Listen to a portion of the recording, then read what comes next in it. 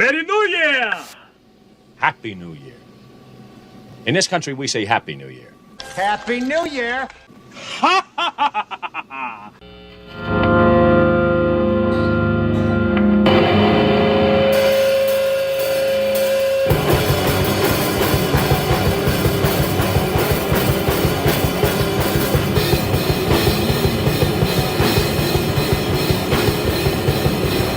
Eyes up here.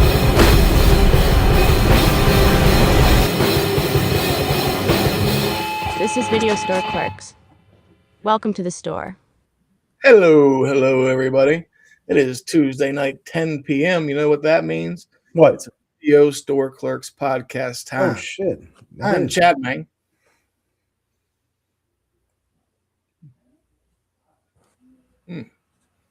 Hey, now I'm not muted. How's it going, everyone?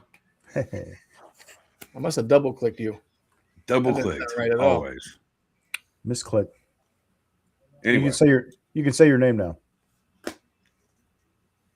I'm Chuck. Hey, and I'm Mike. Hey.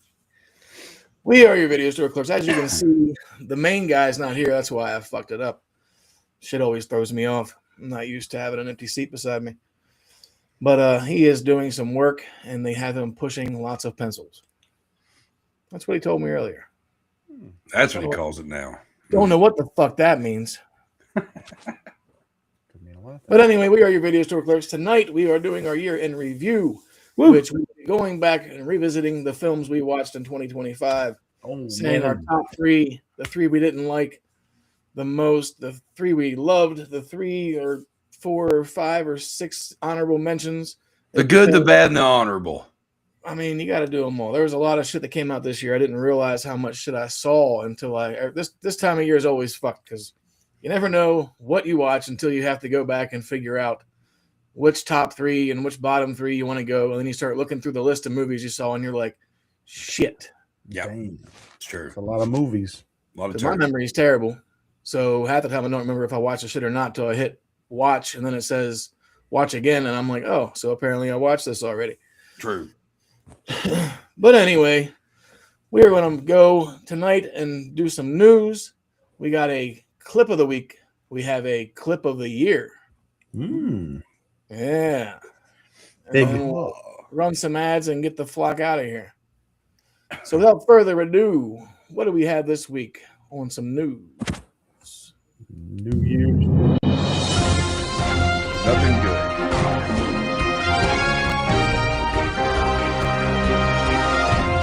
Oh my God, it's the fucking news again. As I said, the ambulance just left, a fire truck just left, and there's a firefighter there right now, but everyone is out safely. We're live tonight. David Williams, First Coast News, ABC 12. It is a horse, of course. It is a horse. There's so many jokes I could make that I'm not going to. It's probably for the better because we like our show. Yeah. And it just so happens that Death of a Unicorn was one of the films from 2025. True. It really was, but that was a horse, not a unicorn, right? I thought that was a unicorn. It probably was. Didn't she have a gimmick? I didn't notice. I just noticed a horse. I don't know. But sure. That's a horse. The point's well taken. It's very well received. I get what you're saying. The moral of the story is chick's crazy. Which brings us to our top 10. Top 10 box office blunders this week. To close out 2025. Woo! The last top 10 list of the year. That's right. Great. Holy fuck. What is this one now? How many are we up to now? I mean, New Year's shows we done? This is the 4th. The 4th. Wow. It's crazy. I don't know. Pretty wild. That's pretty wild. But number 10 this week, we have Five Nights at Freddy's 2. Did $4.4 million this week, doing 119 the last 4. I guess everybody's seen it now. I mean, I haven't. It was a good one. I liked it. I liked it a little bit better than the first one. Yeah, I'm glad it's at least still on the list. Yeah. Still holding. I figure it'll hold for a couple more weeks, probably. Yeah. I don't think anything good's coming out. Holden McNeil. Usually January is a pretty shitty month for movies, too. Yep. Number 9, we have Wicked for Good. Did 5.3 mil this week, doing 332 million the last 6 weeks. Or as I call it. Still holding strong, though. Like, I meant to do a little list to see what movie made the most this year, but I failed to do so because I was watching other shit. I'm pretty sure it was Zootopia. No, because right now, Wicked's beating Zootopia. Is it? Maybe it was that was the biggest. I mean, for the time frame, it should probably beat it out. Off, out, You whatever. made it. Number 8, Song Sung Blues. Did 11.5. It came out this past week. Never heard of it. Me either. Number 7 is the SpongeBob, The Search for SpongeBob SquarePants. Did 11.1, doing 38 mil the last 2 weeks. Everybody at work's always talking about SpongeBob, and I'm like, I don't really watch it. And they're like, what do you mean? I'm like, I'm in my 40s. I have no kids. Well, my like Dax, he liked SpongeBob for a long time, and I don't know what it was, but like one day he was gonna put. I was like, we want to watch. I was gonna put SpongeBob. He goes, no, I think I'm over SpongeBob now. Finally. Although that kid will go around doing the SpongeBob laugh like spot on. It's ridiculous. Something sticks with you. Yeah, Zootopia. Zootopia was the biggest worldwide box office. Oh yeah. What's it up to? 'Cause on my list, it's not. 1,422,000,000. You're worldwide. I'm talking. This is all shit like statewide. Worldwide. So worldwide, it's beating some ass. All right, let's look at the domestic. I don't know. It doesn't have the list yet. The number 6 is David. Hey, where is David? Where the fuck is he? It did 12.5 mil this week, doing 49.5 million the last 2 weeks. Right. And number 5 is the newcomer, Anaconda. 23.6 mil this week. That movie looks so stupid. I can't wait to see it. What? Dude, I love dumb shit, so I'll watch the shit out Oh of that. no! Like there's like the original Anaconda has a special place in my heart, but this being what it is I like this idea better than it just being another remake. You know what I mean? Right. I love Paul Rudd and Jack Black, so for me, this shit's gonna be comedy gold. Well, Jack Black, I still dig Jack Black to an extent, but Paul Rudd, he's still funny to me. Yeah. All I can say is that my Anaconda don't want none, unless you got buns, hon. That'd be funny, like hamburger buns, like just out of nowhere. Oh yeah, it's a classic. Right. So biggest domestic box office of 2025 was the Minecraft movie. What was that at? 424 million. Oh, Jesus. That's the winner, then. That is the winner. Go figure. Speaking of Jack Black, he said. Yeah, right. Jack Blackhawk. Toast toy. Number 4, The Housemaid. 15.3 mil this week, doing 46.2 mil the last 2 weeks. It looks interesting.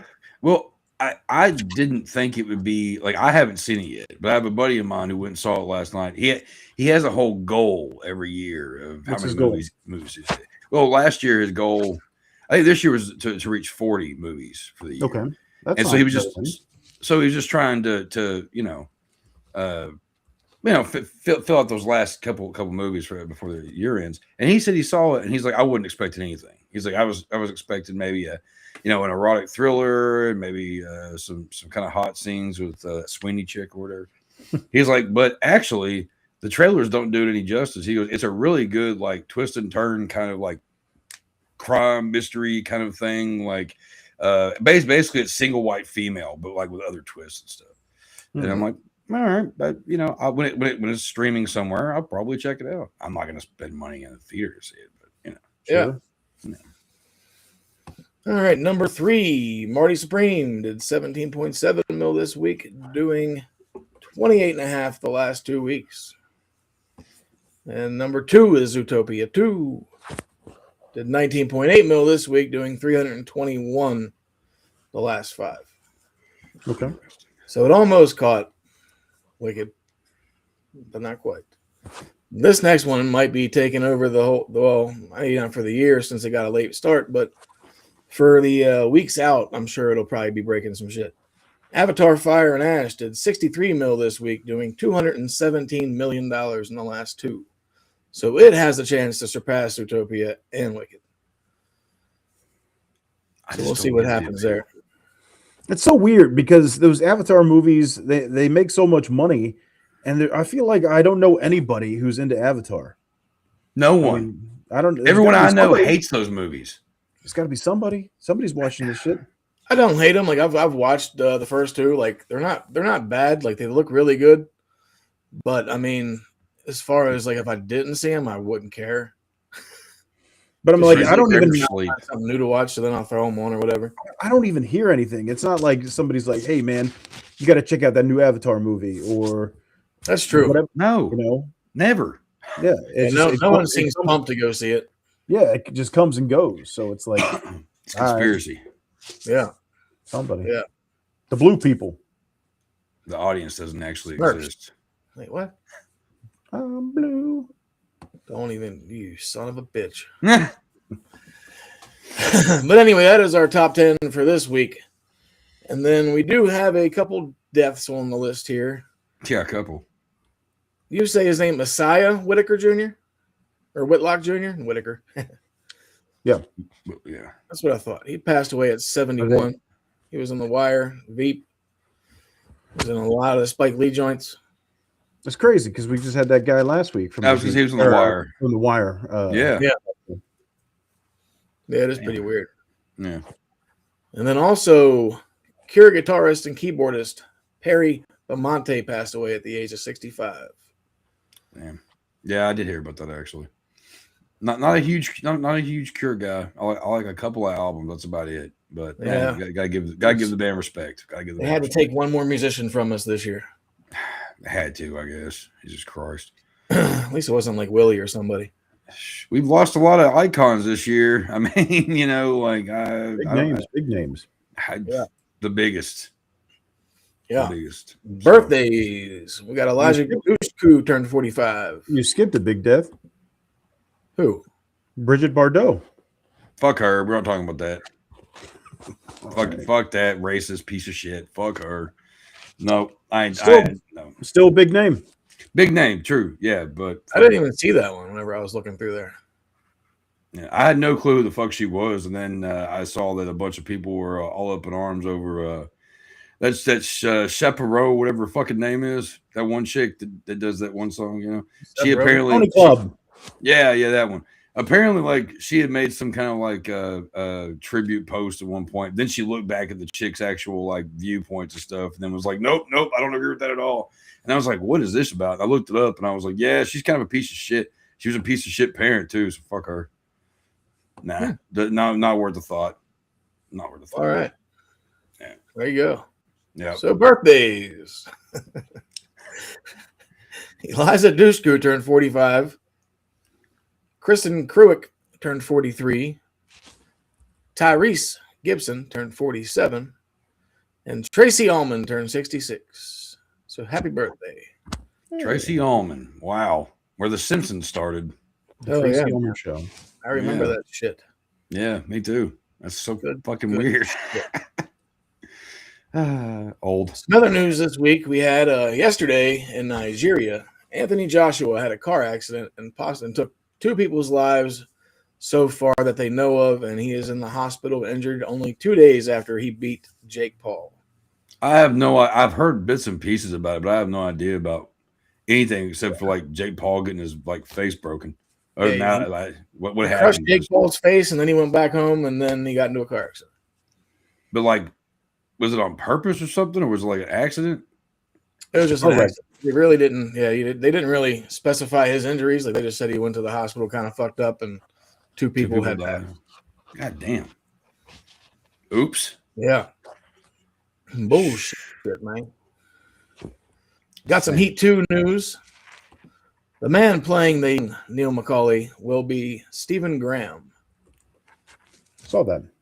So that shouldn't be, I don't know, not too shabby. Who's Stephen Graham again? Oh, what the fuck did he play in?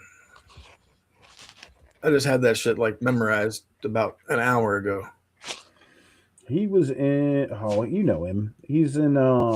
Fuck. Did you ever watch Boardwalk Empire? Yeah. Okay. He was in that. He's the sidekick guy for Jason Statham in Snatch. Oh, okay. Okay. All right. Yeah, I'm bad. Sometimes I'm bad with names, with faces and stuff. It's like, oh, I know who that is, and I'm just like, who the fuck? It's like, okay. I give you. I give you who just now. Yeah. Yeah. And then apparently Stephen King's The Talisman was supposed to be getting made on Netflix, and now it has scrapped it. Why? It did not say. They just said the Duffer Brothers said it is no longer being carried by Netflix. So I don't know if someone else picked it up. They didn't really get into details. But they're going to be working on. I know they're pulling out like a couple of different Stephen King shits. I know they're supposed to be doing the Carrie series here soon on Netflix. Why? Do The Talisman. That'd be cool as fuck to see The Talisman. It'd be great considering the fact that, like, you know, there's not too many movies that are based off stuff that Peter Straub was a part of, because Peter Straub co-wrote that book along with like the sequel Black House. Like, do that shit. We haven't seen that shit. We don't know that shit. People need to see that shit. But no, we're gonna make fucking Carrie the series or whatever the fuck. Who cares? We went Carrie. There's 5 other fucking like remakes and the original to watch. Right. Fuck that. Like, dude, what the fuck? That pisses me off so bad. I didn't know anything about The Talisman possibly being a movie. Yeah. And now that I just found that out and just found they've been this being trying to make a crap. film of The Talisman since 1982. Steven Spielberg was supposed to do it back then, but he never got to. Jesus Christ. Well, that's a bummer to fucking find out. You're welcome. Carrie, please. Why? Girl bleeds, can't figure it out. Mom's a psycho. She has fucking kinetic power, kills everybody. End of this fucking story. Why do we need a whole whatever? Moving on. Sorry. Jesus Christ. And then Chevy Chase said ever since he was put in a coma for his heart failure that he is starting to realize he's having some memory loss. You don't say. So hopefully he does well and kind of regains some thoughts. Chevy Chase? Yeah. Yeah. I watched not watched, but I saw a thing earlier that was posted. It was about him, his daughter was talking about how they went to some SNL thing or whatever the fuck. Or no, it was the Community show that he was on. And apparently when they all walked in, like everybody was screaming "fuck you" to Chevy Chase because he was a dick on that show. And she was like, oh, duh, duh. And like Chevy Chase was like, apparently had no idea why everybody was so mad at him. I'm like, so now I'm like, oh, it makes sense. He forgot he was an asshole. Love Chevy Chase's movies, but the guy's a fucking dick. He wasn't that bad when we met him. Like you could tell he was just there to sign shit and go make money and get the fuck out. But he's kind of fucked himself in a lot of ways when it comes down to his attitude and how he's come off to people. He's been racist about shit. He's been sexist about shit. He's been violent towards people when it comes down to it. So yeah, he's got some of my favorite movies, but unfortunately, the guy's a douchebag. All right. Yeah. That, gentlemen, is the end of the news this week that I have. Could not find a lot. Well, Tiger Woods turned 50 today. Oh shit. Oh, yeah. Tiger Woo. Grr! I like him very much. Chuck's hearing shit. I'm hearing, what's the clanging noise I'm hearing? His fucking heater. Oh, okay. Old house, old heat. Ah. Clinky. I like it. So, gentlemen. What? It's time to talk about this year's films that we either sat through and loved or sat through and was like, fuck, or we were just sat through because we were watching some shit. That's great. What is that noise? What? That's the New Year's music. Oh, is that what that is? My bad. I'm like, what the fuck? Anyway. Now that the news is over, we're still on ice cream. It's too fucking cold for ice cream. Yeah, really. It's never too cold for ice cream. I don't know. That's man. true. I like ice cream about year round. It's a tidbit nipply out that bitch, especially yesterday with them 65-mile-an-hour winds tearing off my shingles. Yeah, fuck that shit. The proverbial witch's tit out there, at least on the East Coast. Brr. All right, you were saying? So how do you want to go in? Which order do you want to go in this year? You want to go top 3 or bottom? Who wants top? Who wants bottom? We're not, huh? It's a power bottom. Yeah, Jesus Christ. You want to do one and then the other? Yeah, we can. We can do top 3 worst We'll do- and top 3 best. We'll do number 3 of our favorites, and then we'll do number 3 of our least favorite, and then number 2 of our favorite. All right, we can do that. So we're not gonna go just like our favorites and then go to like we're gonna Right. be No, we're gonna mix in the love and the hate, okay. The old Weevil wobbles. and then once we're done with all that, we have our honorable mentions. Honorable. Easier for I'm you here to to say say. this. I know this ain't going to be on nobody's fucking list, but I saw this movie came out this year, scrolling through of a list of all the movies that came out. And there's a movie that came out this year that I got to see now called Moose Jaws. Yeah. And the tagline says it's Jaws, but with a moose. I heard about that too. Yeah, this should And be I was like, interesting. I got to see this fucking movie now. Feeling moosey. Yeah. Fucking moose. Get your eggnog cups out. That's good. That's good. That is good. All right. So number 3 best favorite movie, I should say, on your list. Chuck. Let's see. At number 3, I'm going weapons. I it took me a while to finally get to watch it, but I was very excited about it. I was kind of nervous too, but I'm a big fan of Barbarian. I thought it was a good movie that doesn't get talked about enough. An old dude that made weapons in Barbarian is also from Whitest Kid You Know, which is one of my favorite sketch comedies. And which I think it's really crazy. Like, is him and Jordan Peele both came from sketch comedies, and they're doing the horror thing. But Weapons is good. It's funny at times. It's serious at times. And it honestly, it comes off in a way. It's what Long Legs wish it was. I said it. Fuck Long Legs. I've said it forever.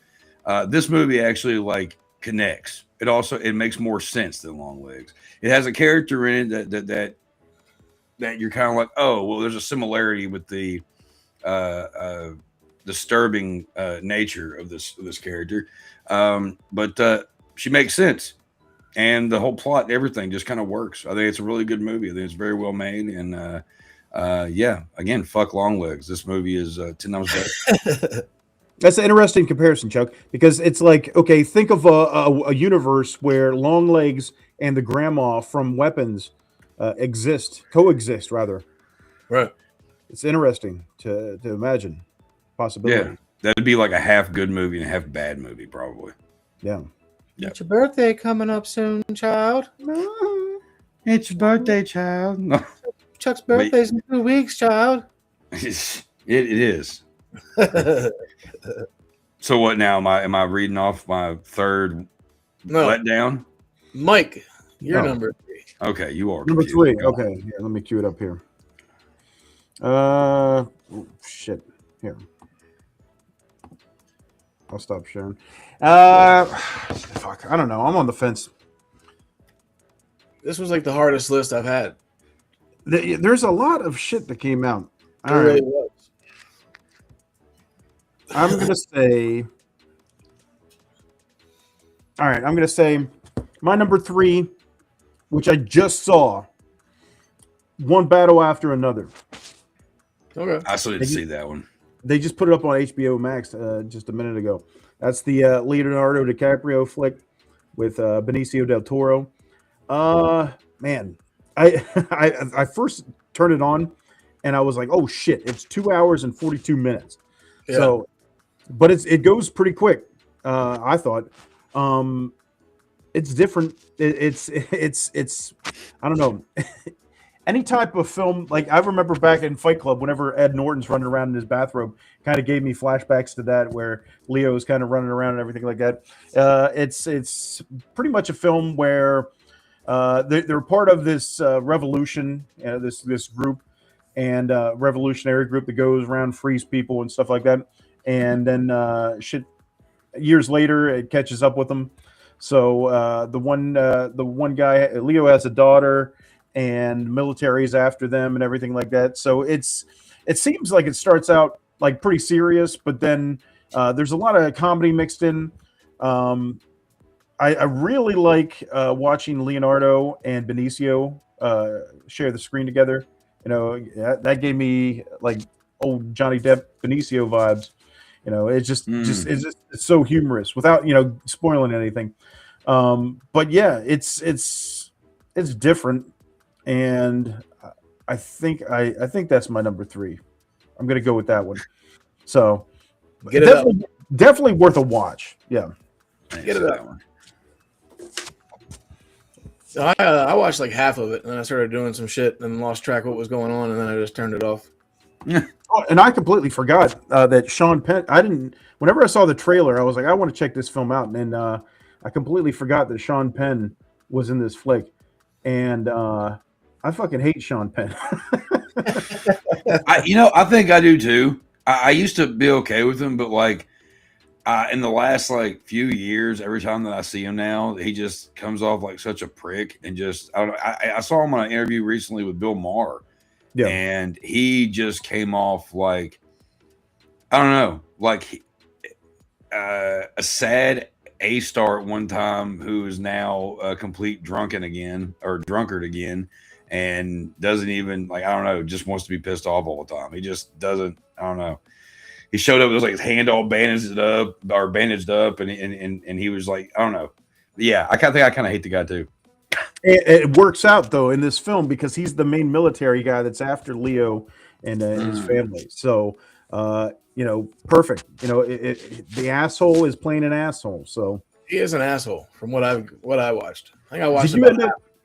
Did you end up? Oh, you only seen half of it so far? Yeah. Yeah, it's a long one. That's what she said. But nah, it's got the humor. It's something a little bit different, you know, especially for Leo. I'm starting to like Leo's roles more so now on the back end of his career than I did anything in his early stuff. I don't know, maybe it's just me, you know. I know a lot of people are fans of that stuff as well, but it just seems like the more and more he's been doing lately, I enjoy that. So yeah, I had a good time with this one, and a lot of people are digging it. So I definitely say check it out if you haven't already. HBO Max. I think just a comment on the Leo thing there.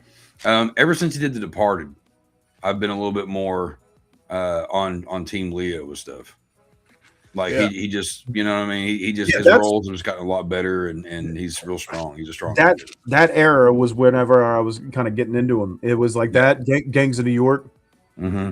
Yeah, you know, I agree. That's probably the time. Obviously Django, but it's a little bit later. But still, it's like he killed it in Critters 3.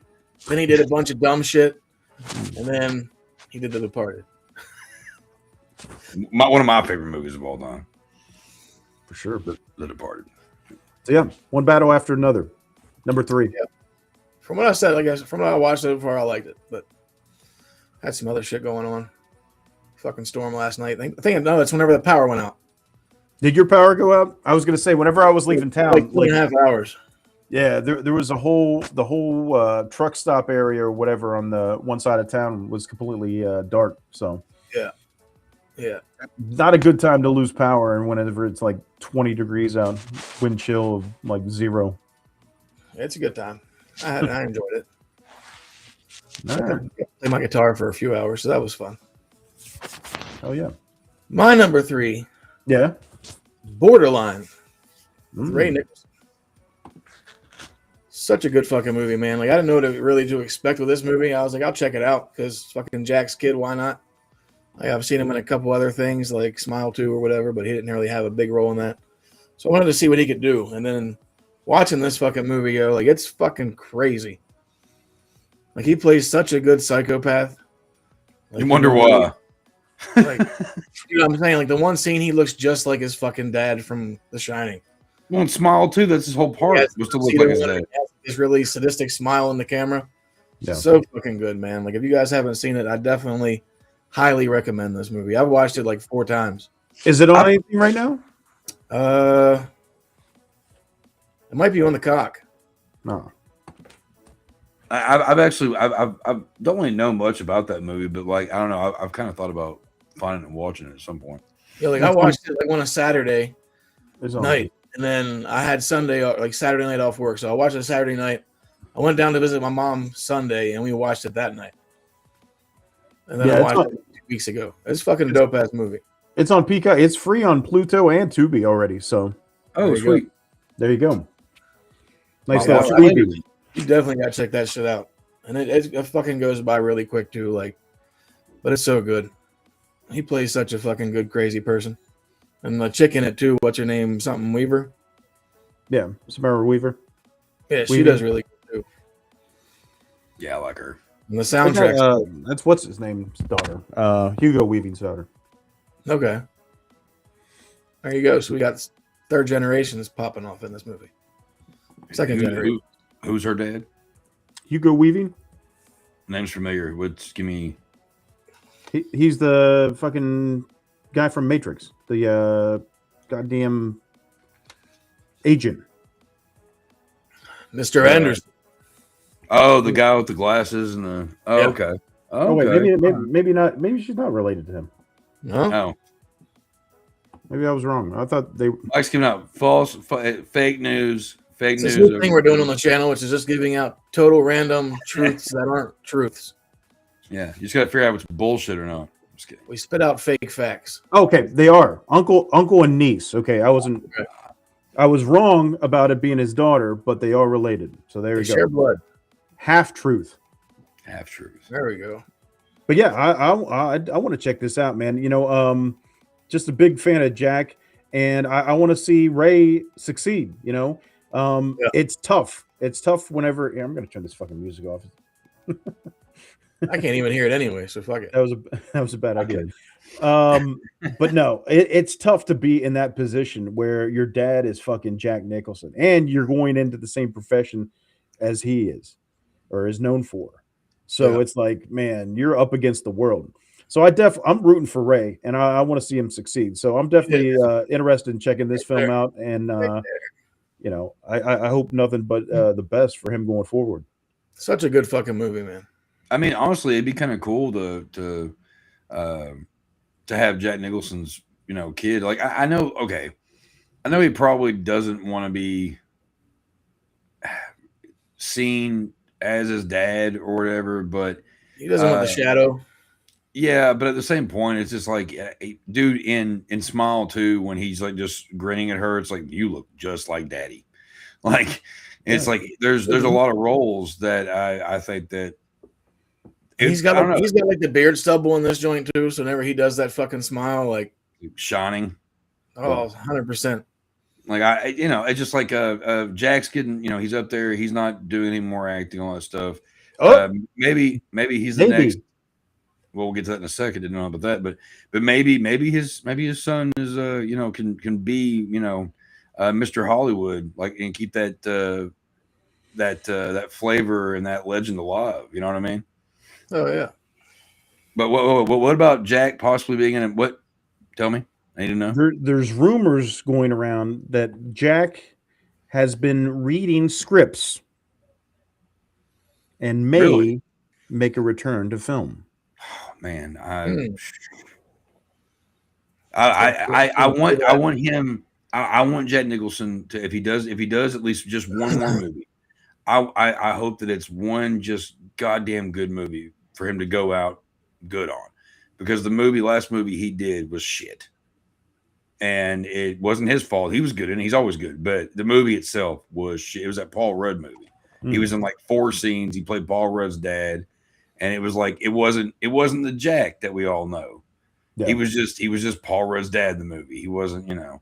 And I'd like to see him kind of do something memorable, something, you know, to you know, maybe that's why he's doing it. You know, maybe he's like, you know, I don't want to go off on a bad note. Sure.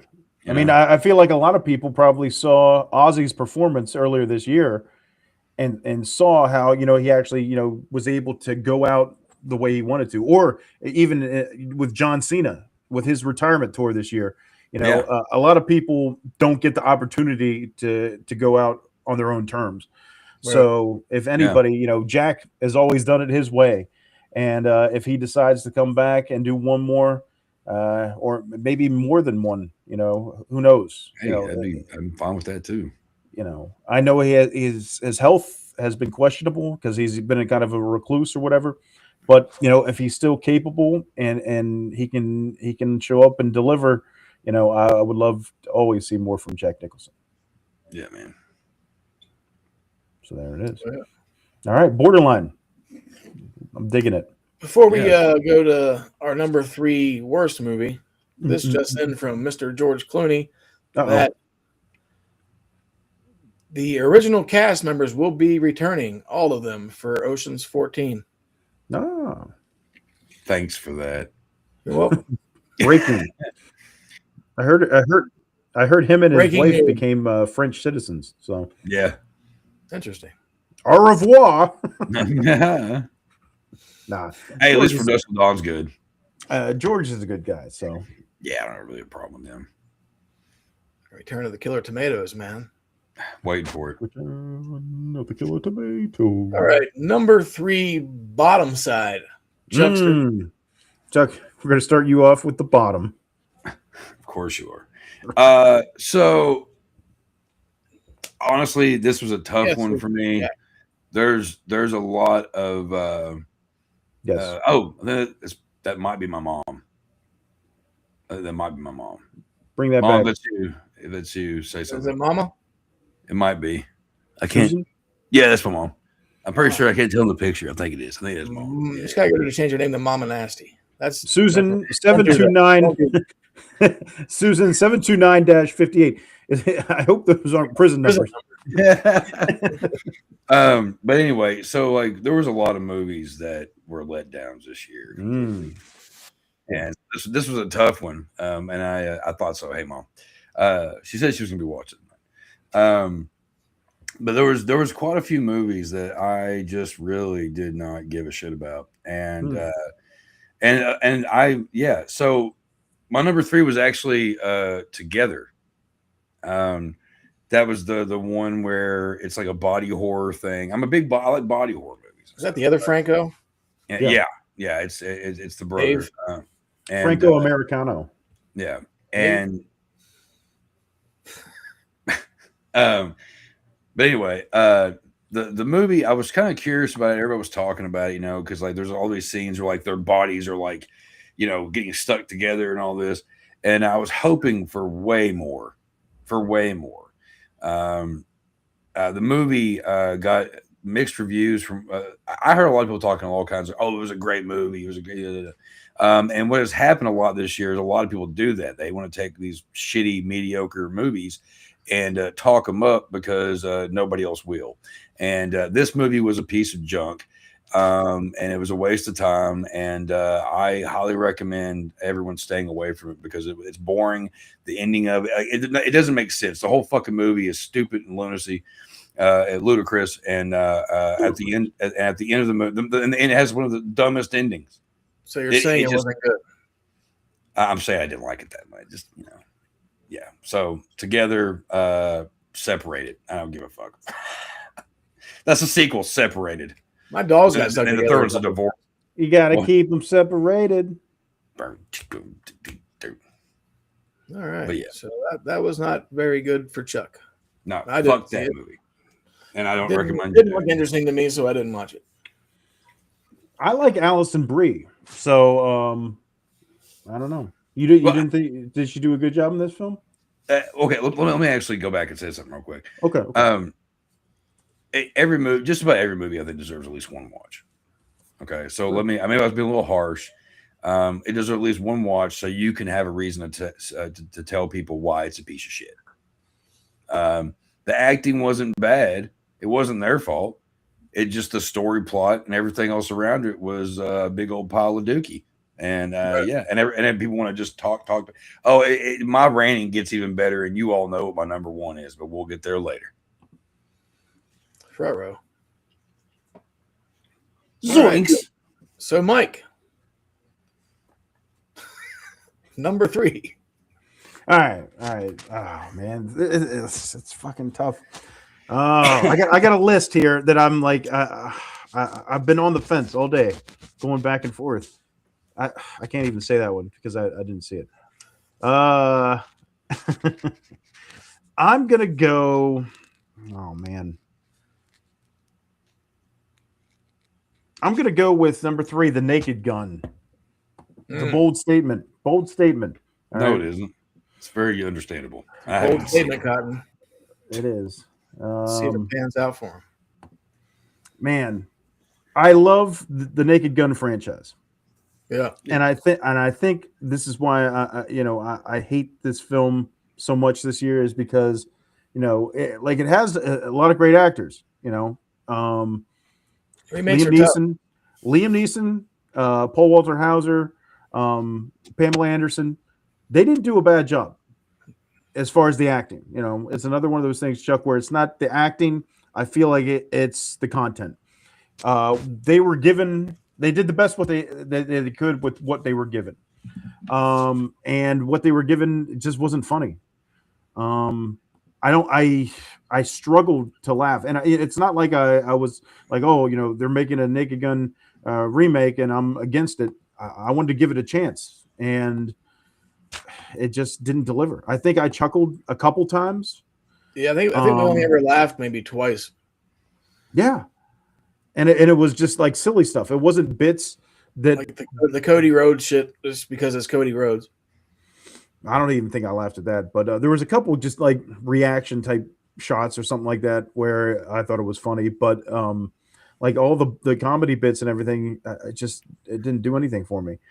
So it was a big letdown in that regard. There's you'll see that. I think even in the past, whenever I've done some of my worst of the year, it's usually films that I'm kind of invested in emotionally or in some degree, where I'm expecting or hoping for it to be good or even better possibly, which is a rare thing. But this one, like I said, it didn't deliver at all, and I don't think it helped that the whole fake romance between Liam Neeson and Pamela Anderson that they just did for publicity. I don't think that helped its course either. So were they really not dating? Because I Apparently thought not. It's all work. Wow. Okay. I mean, that's a stupid fucking thing, but whatever. I think I haven't seen the movie yet, but like I've seen clips, and it's basically honestly like 90s stupid comedy humor. It's not even that. It was just I don't know. I don't know how to describe it because they didn't come off as funny to me. Maybe I'm No, it was one of the movies where I think they were trying too hard for the laugh, but it just didn't land right. The trailer turned me off immediately. I was like, this is going to be stupid. And then like seeing little clips here and there, and I didn't laugh at any one of them. I'm like, I don't want to watch this. Like I was actually like pro Liam Neeson playing the role because he plays such the fucking same character that I wanted to see him do like a 180, which he kind of did, but he didn't at the same time. Like that's fucking hard. It's weird. He's got a good. There's a comedic element to him that I like, but I think he should do something that's not naked. To this day, like his best movie is The Dark Half or Dark Man. I was gonna say a different movie, but yeah, Dark Man, killer. Yeah. So yeah, big letdown for me. Naked Gun remake. It was a big letdown. So that's my number 3. Fuck that movie. Yeah. For me, it's a movie that I just thought would be funny just because of the name. But then, hello. Hope you had a great holiday season and you guys have a safe and happy New Year as well. Good seeing you. But for me, it was Roofman. Roofman? Roofman. Really? Like I was looking forward to this movie just because of the name. Because I'm sure simple. But then, like, when it turned into like a romance halfway through, shit bummed me out. How'd you and then, like, it was funny as fuck in the beginning. Well, not, I guess, like, I don't know, it was okay, I guess. But I was just hoping for so much more out of it. Like, I thought Charming Tank Man would deliver. Yeah. But I don't know. Like, I know it's kind of based off a true story, loosely.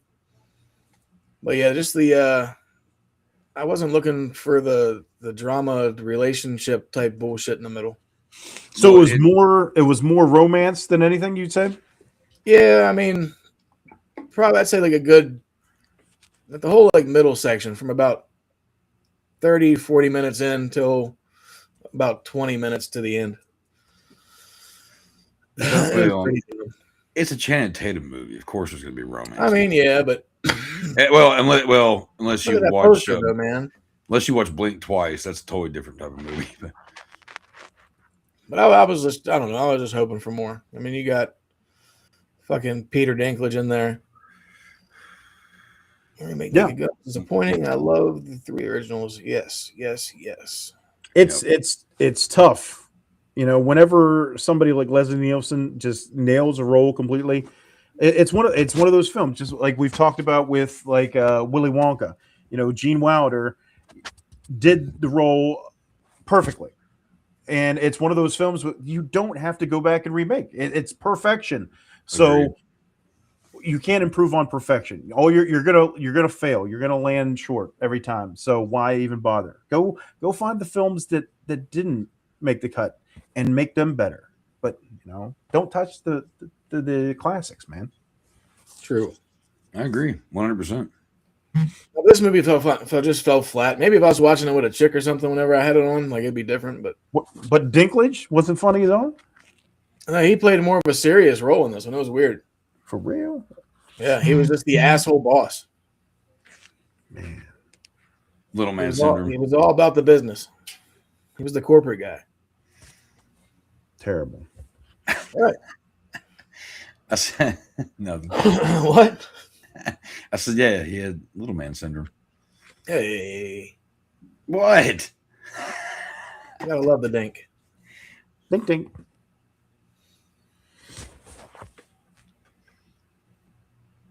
Woo. That all? That's You all. got Chad? What? All right. That's all Chad has for his bottom number 3.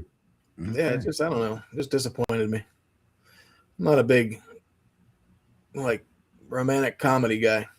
I was curious to watch that. Now I'm just gonna. I think I might pass on it then, based on your recommendation. I'm sure I'll see it one year. You're welcome. Yeah. Number 2 tops. Mr. Nasty. Well, honestly, it really probably shouldn't be any shock of what my 3 is, but Shock. I went back and forth with my 1 and 2 of figuring out which, and I think I got this. So Bring Her Back is number 2 for me. Bring her back. It's kind of like Weapons. I kept hearing about it, and I finally got to see it, and I was like, man, I actually love this a lot more than I thought I was going to. I thought the characters were interesting. The story was pretty fucked up. There was some really disturbing scenes in it. I fucking hate that woman. She is fucking unbearable almost, but that's what her character. The character, yeah. Okay. And she did a good job at doing that. She was a movie. Yeah. It was pretty fucked up. And then there's a scene that takes place in the kitchen, and with glass, I think, or is it glass? I don't really remember. I didn't care for the movie myself. Oh, really? Yeah. Well, I mean, I can understand how some people probably didn't like whatever. It's very. I just kind of like it seemed drug out and a little boring. Well, I mean, it's some movies. There has to be more to it. It has to build up for the emotion to actually be there. Because this isn't. It isn't the type of movie. It isn't like just like every type of like horror movie. You know, no. It's a little bit more. It's a little more emotional. There's more behind it. It's got it's got all kinds of elements to it that kind of pull the emotions in different directions, and you don't see that much anymore when it comes down to the horror genre. Well, it's funny because after I watched it, I was just kind of like, meh. I had a feeling you would probably like this movie. I as You as get a, more as in a, depth with it a little bit. as a horror writer, yeah, definitely. I mean, like I want a little bit more than just a. Sometimes I love that, that quick bam. It was like, all right, cool, everything's good. You know what? But then I do like these movies that there's a little bit. It's a little deeper than it's just being a everyone dies kind of movie. And Right. I could see how it's not for everybody. But I it's my number two because I just it's a good one. I really liked it a lot. Oh yeah. Well, there you go. Disturbing Bring as her fuck. back. Mike, did you not like it, or did you see it, or what? I have not seen it. Okay, I'm curious. I would be really curious to what your opinion of it is. Actually, I have yet to see, but I'll have to check it out. What was your number two be? My number two. Oh, it's going to be one that gets a reaction here. My number two I think I is know it. Sinners. Oh, okay. There's the reaction. Oh man, because I know Chuck isn't a big fan of this film, and it's probably going to show up on his worst. Well, this was almost my number three.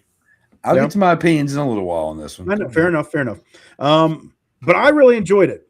Like I had mentioned earlier in the year, the music was so good in this film, and Michael B. Jordan. I'm not the biggest fan.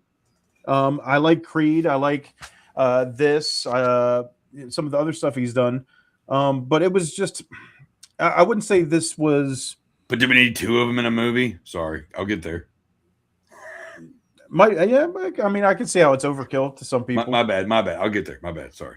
I wanted to kind of see more from the brothers in this. I don't want to shit. I don't want to spoil anything. So, yeah. But as far as just kind of a different take on vampires and everything, I think they did a good job with that. Like I said, man, the music is so good in this. But yeah, overall, it was. I guess I want to say it was just a fresher version of stuff we've seen in the past. But I think they did a really good job with it. So that's my thing. I don't know where Chad Mang went. No, I like this movie. It was Ladies and gentlemen, Chad Mang.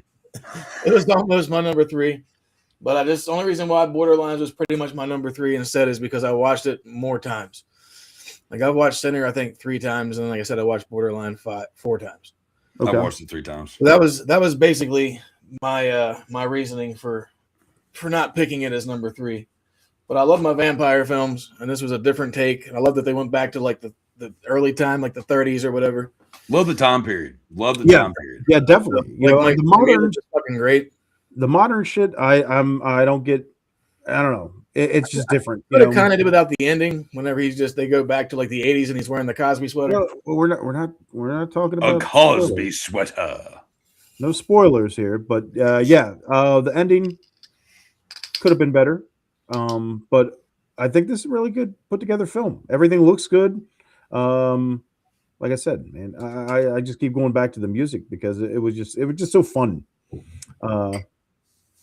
Just feeling that vibe and then it turning into kind of a horror fest. So plus the day we watched it was a fun day. We had a cookout here, fucking kicked it.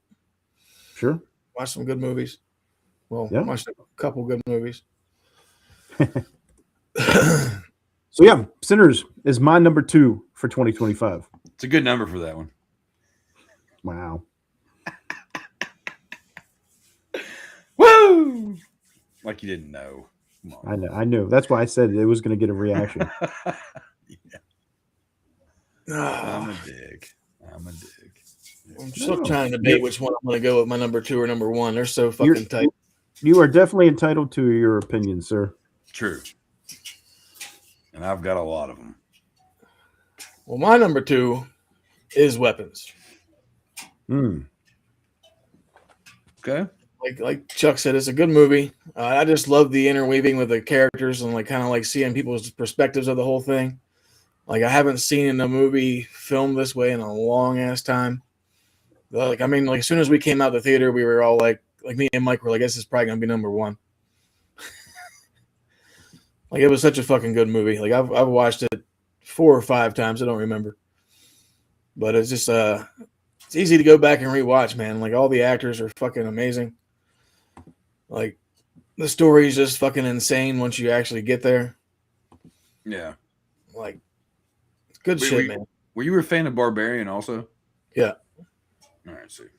I love Justin Long too, so he's two for two. I can't remember the director's name, but he's 2 for 2 with his movies with me. Well, it's funny because I like Justin Long. He was in Barbarian. He's also in does a cameo in this. Yeah, and he I don't for about 5 seconds. I can't spoil it whether he lives or dies. Oh well, yeah. It's still a relatively new movie, so let's give people a second. It's tough. It's tough. I gotta kind of tiptoe around all this. You know, there's stuff I would love to get into. It's that's the worst part about this is because we're looking back at the films we saw this year, and it's like I want to kind of dive into them because a lot of times we're going to stuff from the past. We're revisiting stuff. We're doing anniversary stuff. And like now it's like, okay, I saw Weapons. I want to talk about it. And I say, oh, not yet. Not just yet. But yeah. I'm glad that was your number 2. Yeah. Yeah. That makes me happy. All right. Well then what? Now we're gonna go on to number 2. Thumbs down. The worst. Number 2, thumbs down. Chuck. Oh, McNasty. all right. So here we go. This is one that was such a letdown. So these are I'm calling them the letdowns, right? Okay. My choices are based on movies I thought were going to be so much better. Okay. Yeah. It's not what you're thinking it is. Not yet. Frankenstein. Wow. Boy, really? what a letdown that movie was. The story of Frankenstein's monster, and all that stuff has been a favorite of mine since I was a kid. Okay, so I when somebody says, "Oh, Frankenstein," what's his ass? Guillermo del Toro is doing a new Frankenstein. I'm like, oh, dude, how could he fuck it up? Apparently a lot. I hated every character in this movie. There was shit that didn't make sense. That was just so stupid. I don't want to spoil much, but like, one, the way that the creature looked like he was spray painted on. Like, do you remember that show that was on Sci-Fi where people would come on and do like different like outfits and all that? And they'd spray paint all that stuff. Whatever. That's what it looked like. It didn't look like his body parts were put together. It didn't look like he looked like he was wearing makeup. That's it, and it was horrible. The whole romantic aspect that pops out of nowhere or that builds up in this movie, it's unneeded and so stupid. The fact that and you can see the movie again. Every movie deserves one watch. So I'll say this. I don't care how when you bring somebody like this is all fiction, right? Sure. When you have a character that is supposedly bits and pieces from different corpses, reanimated, right?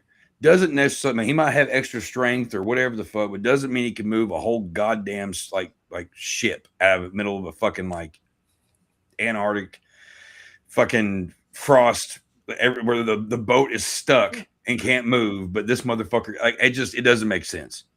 There's a lot of other stuff in this that I won't, but like, look at him. It looks like shit. That looks like straight up fucking like, oh look, that looks like it's from a play in a high school somewhere. Like that's balls. It's stupid. It's so dumb. The movie was such a letdown. I love Mia Goth. And I hated the fact that she was in this because I like her so much. And I hated the fact that this was Del Toro because it was a letdown like a motherfucker, man. there's a lot of people like, oh, I just loved it so much, and blah, blah, blah. I was like, I think you're missing the point. I didn't think it was bad. I didn't think it was good. I don't see how anybody can see it was good. I gather. I mean, like, I don't get it. Like, so I think that the idea of what they were going for was interesting. Making, that's what I liked about it. It's just a different take. It's a different take and all that, because it focuses more on, and Victor Frankenstein, like, it actually shows him more of the dick that he honestly his character is, but in a way to where, like, every time he was on screen, I wanted to push fast forward. I hated him so much. So, like, Oscar Isaac didn't deliver. No, he delivered. I mean, perfectly. You're supposed to hate him. He did that fine. But it was everything. I mean, again, it was a situation where it wasn't the actors. It wasn't the actors. It was the plot sucked. The character, like, there's just things that don't make sense. And I can't say too much more without giving away stuff. But the last fucking 30 minutes of that movie, I wanted to go to sleep. I was like, I don't even care anymore. This sucks. All right. So you're saying the logistics garbage. Because I haven't seen it yet. I saw it was 2.5 hours, and I'm like, "Fuck, man!" Garbage. Okay, garbage. Whenever I'm seeing these 2.5 hour films or more, I had to force myself to watch one battle after another, because I was like, I really want to see this before I do the review. But Frankenstein, I just haven't got around to yet, and I'm really disappointed to hear this coming from you, Chuck. I had high hopes for this. I was actually at the premiere. Outside up in Toronto, got to meet Garrett Del Toro, greatest guy, and I wanted to be able to put this film over, because he was such a fucking amazing guy, and he's cool as shit. Like you said, Mia Goth in it, one of my favorite actresses of all time. Christoph Waltz, another great actor. Yeah, love him, dude. He's awesome. Yeah, Oscar Isaac. I enjoy his stuff in Star Wars. So yeah, it's you definitely have some heavy hitters as far as the acting goes, and the directing. That guy Del Toro is a pro. So I'm very disappointed to hear that this fell short. I still want to see it though, so I'm going to give it a watch. Give it a watch. I'm curious about your opinion. Yeah, like I said, I didn't mind it. Like, whenever I got finished watching it, I was like, all right, like, it could have been, like, could have been better, could have been worse. Wait, were you actually paying attention to it, or are you doing something while you were watching it? No, I was watching it. Okay, next question. How stoned were you? I mean, that's irrelevant. Erroneous. Yeah.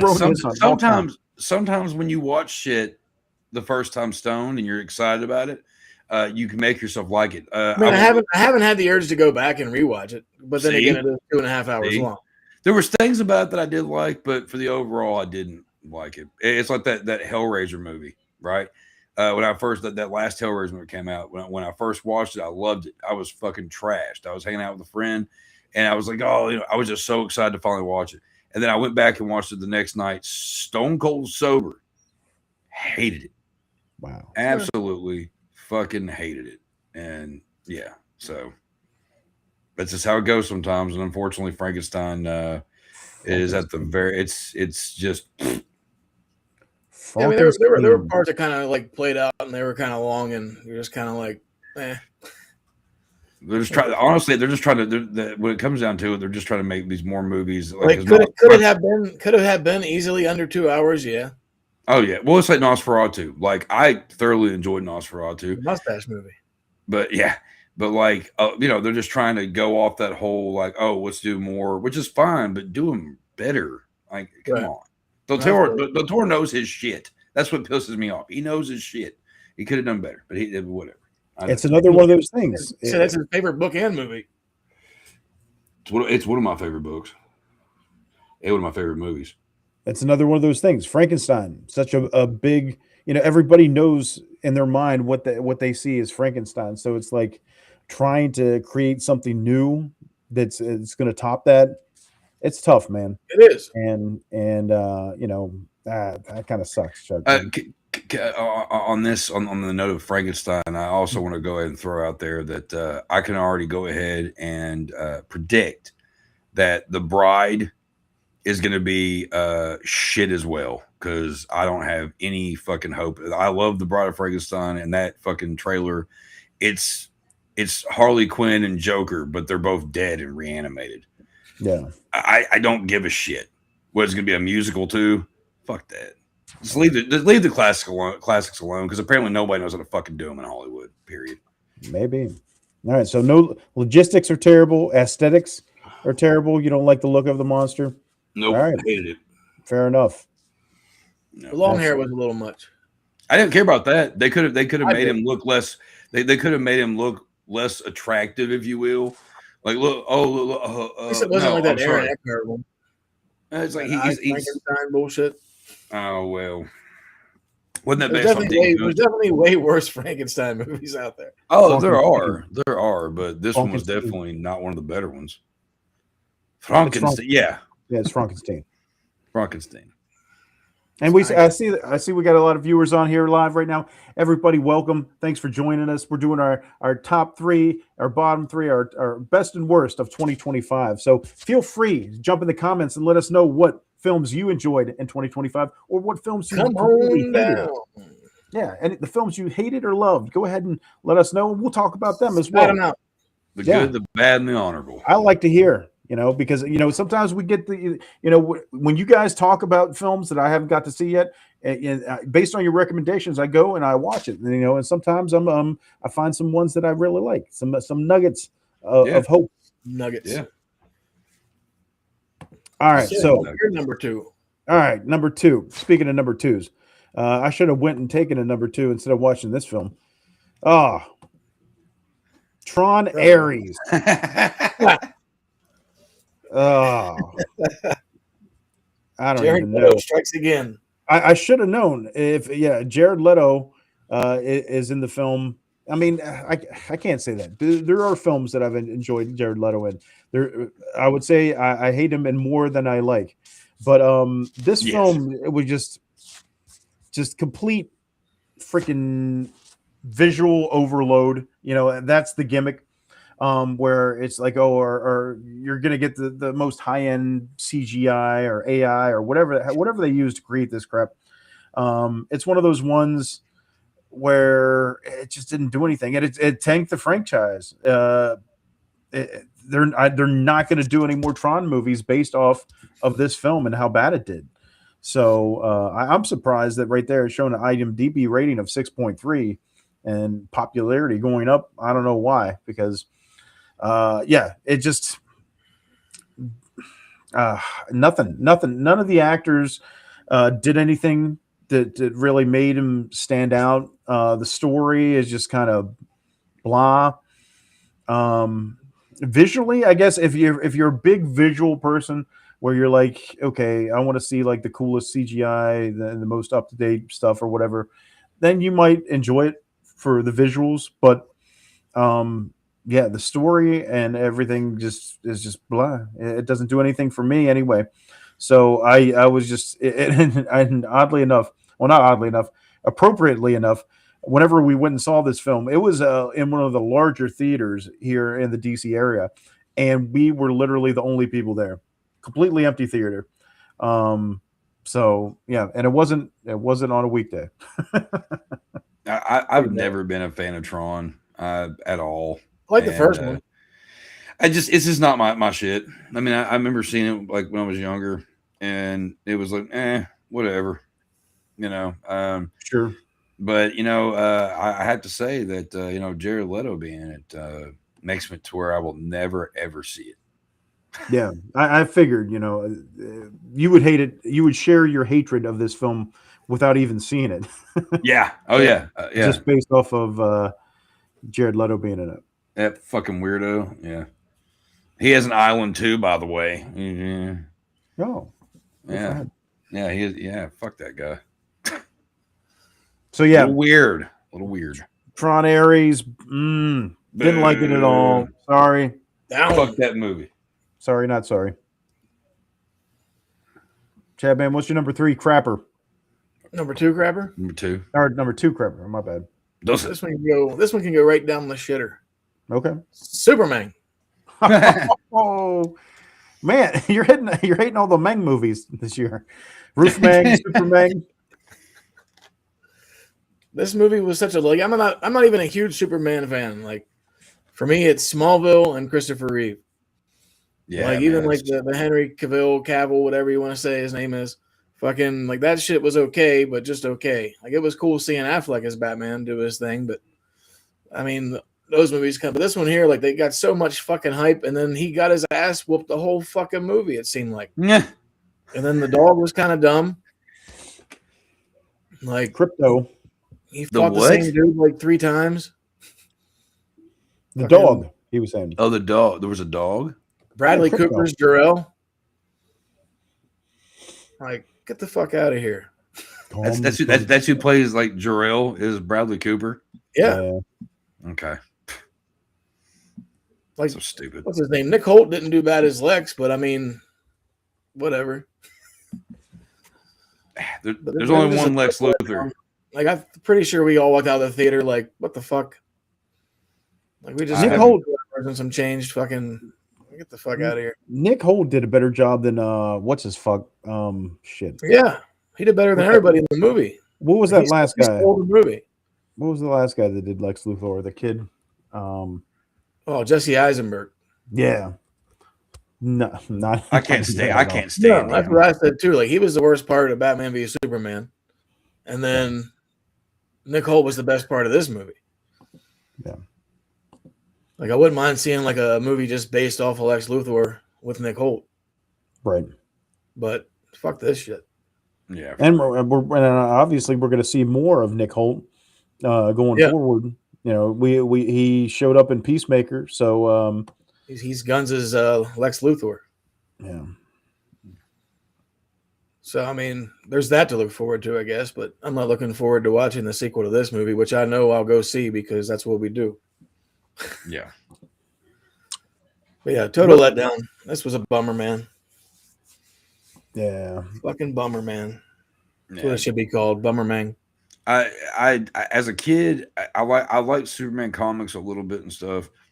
And then like, of course, the Christopher Reeve movies, like I don't watch them like I used to, but every now and then, like I'll watch, 1 or 2 of them here and there, like, cause they're fun and they're like nostalgic for me. Right. But after that, I can't really give 2 fucks, man. And they're trying so hard and they're just failing miserably. Yeah, like even I don't know, like even like the Fortress of Solitude was kind of whack. Fucking I don't know. This movie just missed everything. What about Mr. Terrific? He was fucking hilarious. Yeah, that was the best part of the movie. Yeah. Besides Lex Luthor, I think so too. Yeah, like everything else just fell flat, man. Like it was just, meh. Yeah, there's definitely stuff I could come in here and start ripping apart, but like we said, no spoilers here, folks. It's just straight up our thumbs up or thumbs down on 2025, and Superman didn't make the cut, unfortunately. No. Fuck no. And then Dave would be mad if I didn't put it on the list either, because I'm sure he didn't like it. I mean, I know he didn't like it. I don't think I minded the Superman actor that much. It was just the way it was just the way he came across. It was just like you said, Jaddy. It was kind of he was kind of weak. Yeah.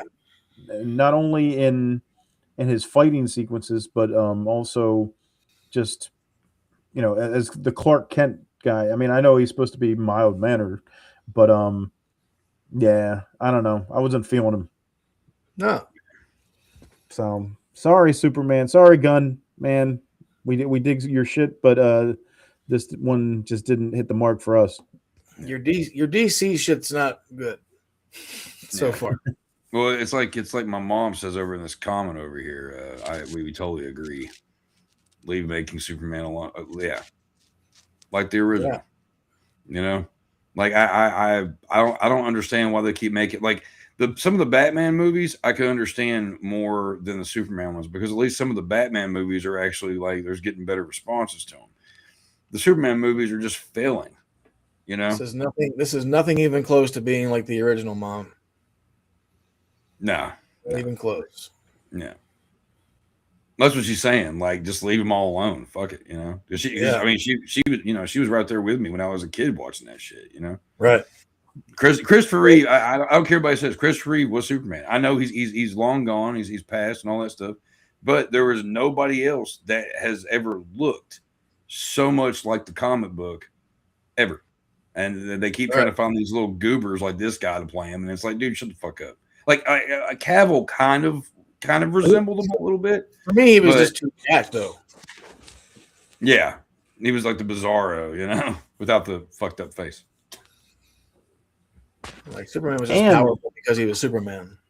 And not to mention that 2025 just kind of shut the door on everything Superman that we know, because Gene Hackman passed away at the beginning of the year. Right. So, you know, it's already a bummer right out the gate. You know, there's nobody. It's tough. Somebody would have to be very good to match up to Gene Hackman's performance as Lex Luthor. Yeah, man. So, yeah. I mean, hell, I think to follow. One of the reasons why like I really like loved those movies was for Lex Luthor, because he was just such a good villain. You know what I mean? He was the one that's. It's like you got like Batman's, you know, big thing was Joker, right? And Joker was like, yeah, he's a little crazy and whatever. And like Lex Luthor is just kind of cool and just kind of casual. He's like, I'm gonna get you. Yeah. You know, it's like and Gene Hackman was perfect for that. You know, I always say that the plot, the premise of that first Superman film is so good, because it's not like, you know, all these villains like, I'm going to take over the world. Fucking Lex Luthor bought property, and his idea was to drive a missile into the San Andreas fault line and knock part of California off into the ocean. So all the property he bought was going to be now worth millions and billions of dollars. And I'm like, that's genius, because I remember always hearing about the San Andreas fault line whenever I was a kid. I'm like, oh, just shoot a missile in there and knock, you know, because everybody, for the longest time, everybody's like, California is going to fall into the ocean. California is going to fall in the ocean. And then it's like, okay, based on this premise, that seems like a very valid thing. And then you need Superman to save the day. So it's like, I always love that concept of, oh, I'm going to, you know, have all this oceanfront property. all like, four of those originals, all four of those. I don't care how cheesy they get, you know, especially three with bad drunk Superman. Otisburg. Yeah. And then the fourth one with what was his name? Nuclear Man. No, he had Gene Hackman's voice, and he had like the nails that grew out, and he's like, "Destroy Superman." I always loved this. Even the Brandon Routh Superman Returns, I thought was better than this one. Yeah. With fucking Superman's baby, however the fuck. There's so many theories behind that one, but fucking throwing pianos and shit. Lord. All right. Number one, top three. Chuck, number one. Well, I'll tell you, my number one. Again, you know, when it comes down to lists like this, I got to think about the movies that have a rewatchable, you know, thing for them. You know, that's how I pick mine. Weapons is very rewatchable for me. Bring Her Back's a little more emotional, so it's not such. It's a movie I'll watch again, I'm sure, multiple times, but not like one I could watch all the time. My number one is a movie that I've watched at least 5 or 6 times since it came out, because it cracks my shit up, and it's based off of something that one of my favorite authors wrote, The Monkey. Shit. That's not what I thought. I had something else queued up. Well, I didn't think it was that either. Well, you want to see how you want to see what I had queued up? I thought you're going to say this was your number one. What? Companion. Now I'll tell you. Now that's an honorable mention. That's definitely one of my honorable mentions. Okay. But so we'll go back to that in just a minute. But The Monkey is a fast-paced, bloody, hilarious time. It's just so good. Man. It's so good, and it's wacky, and it's disturbing, but it's like the moments you shouldn't laugh are the times when everybody dies and you have to laugh. because of how it happens every time. Like it's just such a I love it. It's a movie that I could watch it tonight, tomorrow, and the next day, be fine with it. It's got a lot of rewatchability for me, and it's a fun movie. Yeah, which is weird because in case people aren't aware, this is made by the same guy that made Long Legs, which I don't give a fuck about at all. If nobody was paying attention earlier, sure. He's got a new movie coming out, Keeper or whatever it's called, and it looks all right. So I'm hoping that it's good. I'm hoping that I like it, and it's more monkey and less Long Legs, and that way I can say I'm a fan because, of course, I'm a fan of his dad, which I'm drawing. What's his fucking name? Osgood Perkins. Osgood Perkins' dad is Anthony Perkins, who played Norman Bates, and I love the Psycho movies, and I want to like old Tony Perkins kid stuff, and right now he's 1 for 2, and so if he can just get that one other one out, all right, cool. But the Monkey, I highly recommend it if anybody hasn't seen it. It's a fun time. It's a good popcorn movie. Get you a pizza and a 6-pack and load you a bowl and expect to laugh and to be weirded out the entire time. It's so good. It's fantastic. There you have it. The Monkey, Chuck Nasty's #1 pick for 2025. The Monkey, love you. Which, piggybacking off of the Monkey, there's a movie coming out here in a week or so, Primate. That I'm interested in. Yeah, loosely based off some real shit. Yeah. What was Nope. Nope. Yeah, they touched on that in Nope. Yeah, that was the thing I always thought. I was like, one of the most intriguing things about Nope was the flashback to the orangutan in the children's show. Killing and causing chaos, and I was like, man, they should do something with that, because that was based off of that real orangutan that the woman had, and she went on Oprah because her whole face was completely caved in or eaten by the her pet orangutan. Yeah. So it's terrifying, even more so whenever it's a real life ordeal. And I was like, man, that was more scarier, I thought, than the rest of the shit. The blanket in the sky. No, see, this is the thing. Nope is one of the only movies by him that I actually like. I hate a lot of certain parts, but there's a lot in there that I'm like, that's really cool. And the part with the orangutan was intriguing, and I think that was probably some of my favorite parts in it, was the fact that it was, I enjoyed it up until the reveal. Up until the reveal, it's like, what the fuck are you? What is this? Come on, dog. It looks like. Does anybody remember the movie? The old, like, it was a kids movie called The Worst Witch. It had Fairuza Balk she was very young, and she played a witch in this like academy. Tim Curry. You remember what I'm talking about? It was a favorite of mine as a kid. And Tim Curry plays the Grand Wizard. No relation no relation to those other guys that wear those stupid hoods. And he had this cloak that when he opened it, it was very fluorescent, and he was like singing a whole song. And that's what the end of Nope reminds me of. And I'm like, I can't take it seriously. I just keep thinking of anything could happen on Halloween. Yeah. So yeah. There it is. Burr, burr. Oh yeah, every Halloween I still listen to that song. And I forgot all about that fucking movie, yo. Yeah, good shit. Is that a bat as his tie? Yeah. Yeah. Oh yeah. Halloween. Yeah, it's good shit. All right. We'll just go ahead and get my #1 out of the way. I don't think it's going to come as any surprise, because we've already mentioned it earlier in the year. We mentioned it earlier in this show. Weapons, man. I was really blown away by this. I love Julia Garner as an actress. I loved her in Ozark, and I think she did a great job in this. Not only is she a great actress, beautiful woman, and Josh Brolin, they do such a good job with this film. The story is something fresh. Whenever it starts out, I'm like, okay, where are they going with this? I'm not big on stuff with like kids disappearing or anything like that. Like sometimes whenever you're including kids into a film, it can be it can go well or it can go really bad really quick. And it was one of those things where it's like, okay, it's like almost a mystery that you're trying to solve, but there's some weird shit going on, and you don't really know.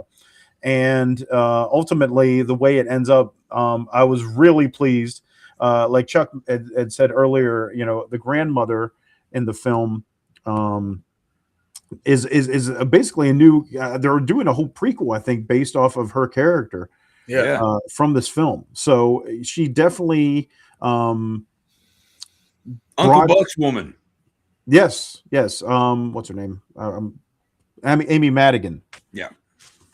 As the grandmother in this film, she does such a great job, and it's one of those ones that I think we're going to see that character a lot more.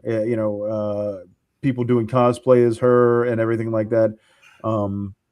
And ultimately, how it ends up for her character, I said bravo to that. So whenever you can make a film and it's a story that I'm really invested in, it's got great actors, and it has an ending that delivers. It's one of those ones that just all comes together, and I really enjoyed it. And I knew as soon as I saw it, I was like, that's my number one for the year, because nothing had even come close. So I can't say enough good things about Weapons. If you haven't seen it, I highly recommend it. It's been it was Chuck's number 3, it was Chad's number 2, and it's my number 1, and rightfully so. So overall, our favorite movie collectively, the best movie we've seen is Weapons. But if you put all of our stuff together, so Yep. It's kind of like what in the 1 year it was Terrifier 3. It was different spots, but I think the most of us really love Terrifier 3. So it's one of those ones that we have that commonality in. And I also to say something else about Weapons too is like it's not predictable. No. And like I said, I was talking about the differences and similarities and all that stuff with Long Legs. There's not really similarity. It has a very similar feel. Long Legs was very predictable. Very predictable. You knew this was going to happen. You knew this, and then it goes like off the rails, and it's like, what the fuck was that? This movie is consistent. It keeps you guessing. It keeps you wanting more. You're kind of like, okay, and then you get the conclusion. Yeah. Right. And you kind of, I don't know. You're like, oh shit. Okay, I can get down with this. Very satisfying. It's like Mark said too. Like the beginning happens, you wonder where it's going, then it changes gears, and you start following someone else, and you're like, aha, all right, I'm in. Like as soon as that moment happens, you're just like, I'm in. Yeah. So Julia Garner, Josh Brolin, and I got to give props to Benedict Wong in this film, man, because he does a complete 180 from what we see in the early stages to what ends up happening with him. So I really enjoyed that part of the film as well. So I know we're going to review this at some point, and I look forward to it. So Weapons, my number 1 for 2025. There's also a cool nod in it to one of the past cast members of Whitest Kid You Know, Trevor Moore, who tragically passed away. Apparently fell off something, but there's questions about it, whatever. There's a joke in it when there's a tray of food that comes out that has multiple. It has like so many hot dogs and so many whatever comes out, whatever. That's a whole joke that was actually on the show. That was a whole thing with, and I think it's kind of cool because the director and him were like best friends because, they were on the show. They started the show together. And that was kind of a cool little nod. And if you're a fan of Wise Kid, you might pick up on it, Yeah. Yeah. Good shit. That makes me really happy, dude. That makes me happy. Yeah. Good movie. It really is. That's what I'm saying. It was hard for me to not have that as my number 1. Right. Like I said, the only reason why it's not my number 1 is because I've been going by stuff that I've watched numerous times, because I tend to do that quite often, especially if it's something I really like. And then this movie, I feel like I'm kind of cheating because it was technically released in 2023, but it didn't get an actual release until 2025, which is The Toxic Avenger. Ah, okay. I was wondering. I already know. Attitude. Yeah. Had so much fucking fun with this movie. I don't think we stopped laughing when we saw this shit. Yeah. I couldn't even tell you how many times I've watched it since then. Probably 5 or 6. Like I just watched it again last night. Like it's such a fucking good movie. Like Dink kills it. I mean, I forget the lady that plays the monster, but she fucking kills it. And just Kevin Bacon, fucking Elijah Wood. Kevin Bacon's character in this fucking is amazing. Yeah. Kevin Bacon nails this, man. It's one of those ones where you could tell that they just gave him free reign to do whatever. Sure. You know what I mean? It's like, okay, you're gonna say these lines, but just kind of embrace this crazy character and go with it. And he's just so over the top. And I love Kevin Bacon in this film. Yeah. Yeah, I mean, it's hard not to. Like, even like Elijah Wood, his character is so fucking goofy and like just deranged and so weird. It's just everybody in this fucking film plays their part and does an outstanding job. And it's like it's trauma without trauma. It's like a high budget trauma movie. Yeah. Like I grew up watching the old school fucking trauma movie, like cartoon and everything. Like it's fucking this shit is so good. It's surprised the shit out of me. So the fact that it didn't come out in 2023 and I had to wait the extra like year and a half to 2 years, I was not mad after watching it. It was one that like it was cool to see it like being in theaters, right? It was cool that it was getting, that there was like a whole, I mean, it wasn't getting released and then it got released, so there was a lot of people going, hey, we want this, we want this. And I really, appreciate it, I liked the movie. I didn't love it. I liked it. I liked it. Sorry. I'm simple as fuck too. I mean, I think that the reason, and hear me out, I think that the real reason why a lot of people like praise this movie as much as they do is because they wanted something like this for a long time. They wanted they wanted the violence, they wanted the gore, they wanted trauma back. The fact that we got a trauma movie in theaters and then it got released, whatever. The fact that it's the trauma movie, Toxic Avenger, one that all of us grew up on. It means a lot. It's cool, whatever. And I think that more people were just excited the fact that it actually came out. Yeah, that actually realized that in a lot of ways it's kind of mediocre. Sorry, I liked a lot of it. I thought the colors of the movie was good. The take on the movie was decent. I didn't really hate the plot too much. I thought like the gore and all that was cool, and it was very old school, like trauma in ways. The acting was good, all that. I just think that it could have been better. It wasn't. It's like we're all sitting over here with blue balls fucking like for the past like year or so going, okay, when's it coming out? And then it came out and I was like, I still didn't come. It didn't. I watched it and I was like, oh, that was okay. I bet you wanted the grilled cheese afterwards. Gross, no. But like, I don't know. I wanted to like it more. I didn't hate it. I did not hate it. But, I wish it was on my top 3, but it's not even on my top 5. I had to bring up the picture of Elijah Wood as this character because the whole time I'm thinking like that riffraff from Rocky Horror and Oswald Cobblepot jerked off into a cup. They somehow produced a child at this. It's a twin sperm milkshake. Yeah, and this is what came out. Which I love Elijah Wood, and the fact that like he's been playing a lot. He's been showing that he's a big horror fan. And he's been doing horror related stuff and wacky like shit for the last like 10 years or so now. And I like the fact that he was this. I don't want to ruin it for everybody, but I didn't like how it ended up with that character. Sure. I thought that character could have been a little bit that character could have been bad, but whatever. I don't know. I just didn't hate it, didn't love it. I just thought everybody hit their mark on this fucking movie, yo. Like I said, I'm simple as fuck. I don't know any other way to say it. Yeah. Like I like goofy shit. Mom, did you see the Toxic? Did you see this? Let me just say this real quick. My mother has surprised me a lot. Just real quick, especially since she's watching. I grew up in a household where my horror loving ass was I was not allowed to watch a lot of stuff that I watched. And my mom works for a scare fest every year, and it's fucking cool. And she's kind of grown a little more accustomed to horror. She got into it for the supernatural stuff, the ghost adventure stuff, and all that. She has not seen this. She has not. Okay, she said she's not seen this. Well, I don't know what she was talking about then.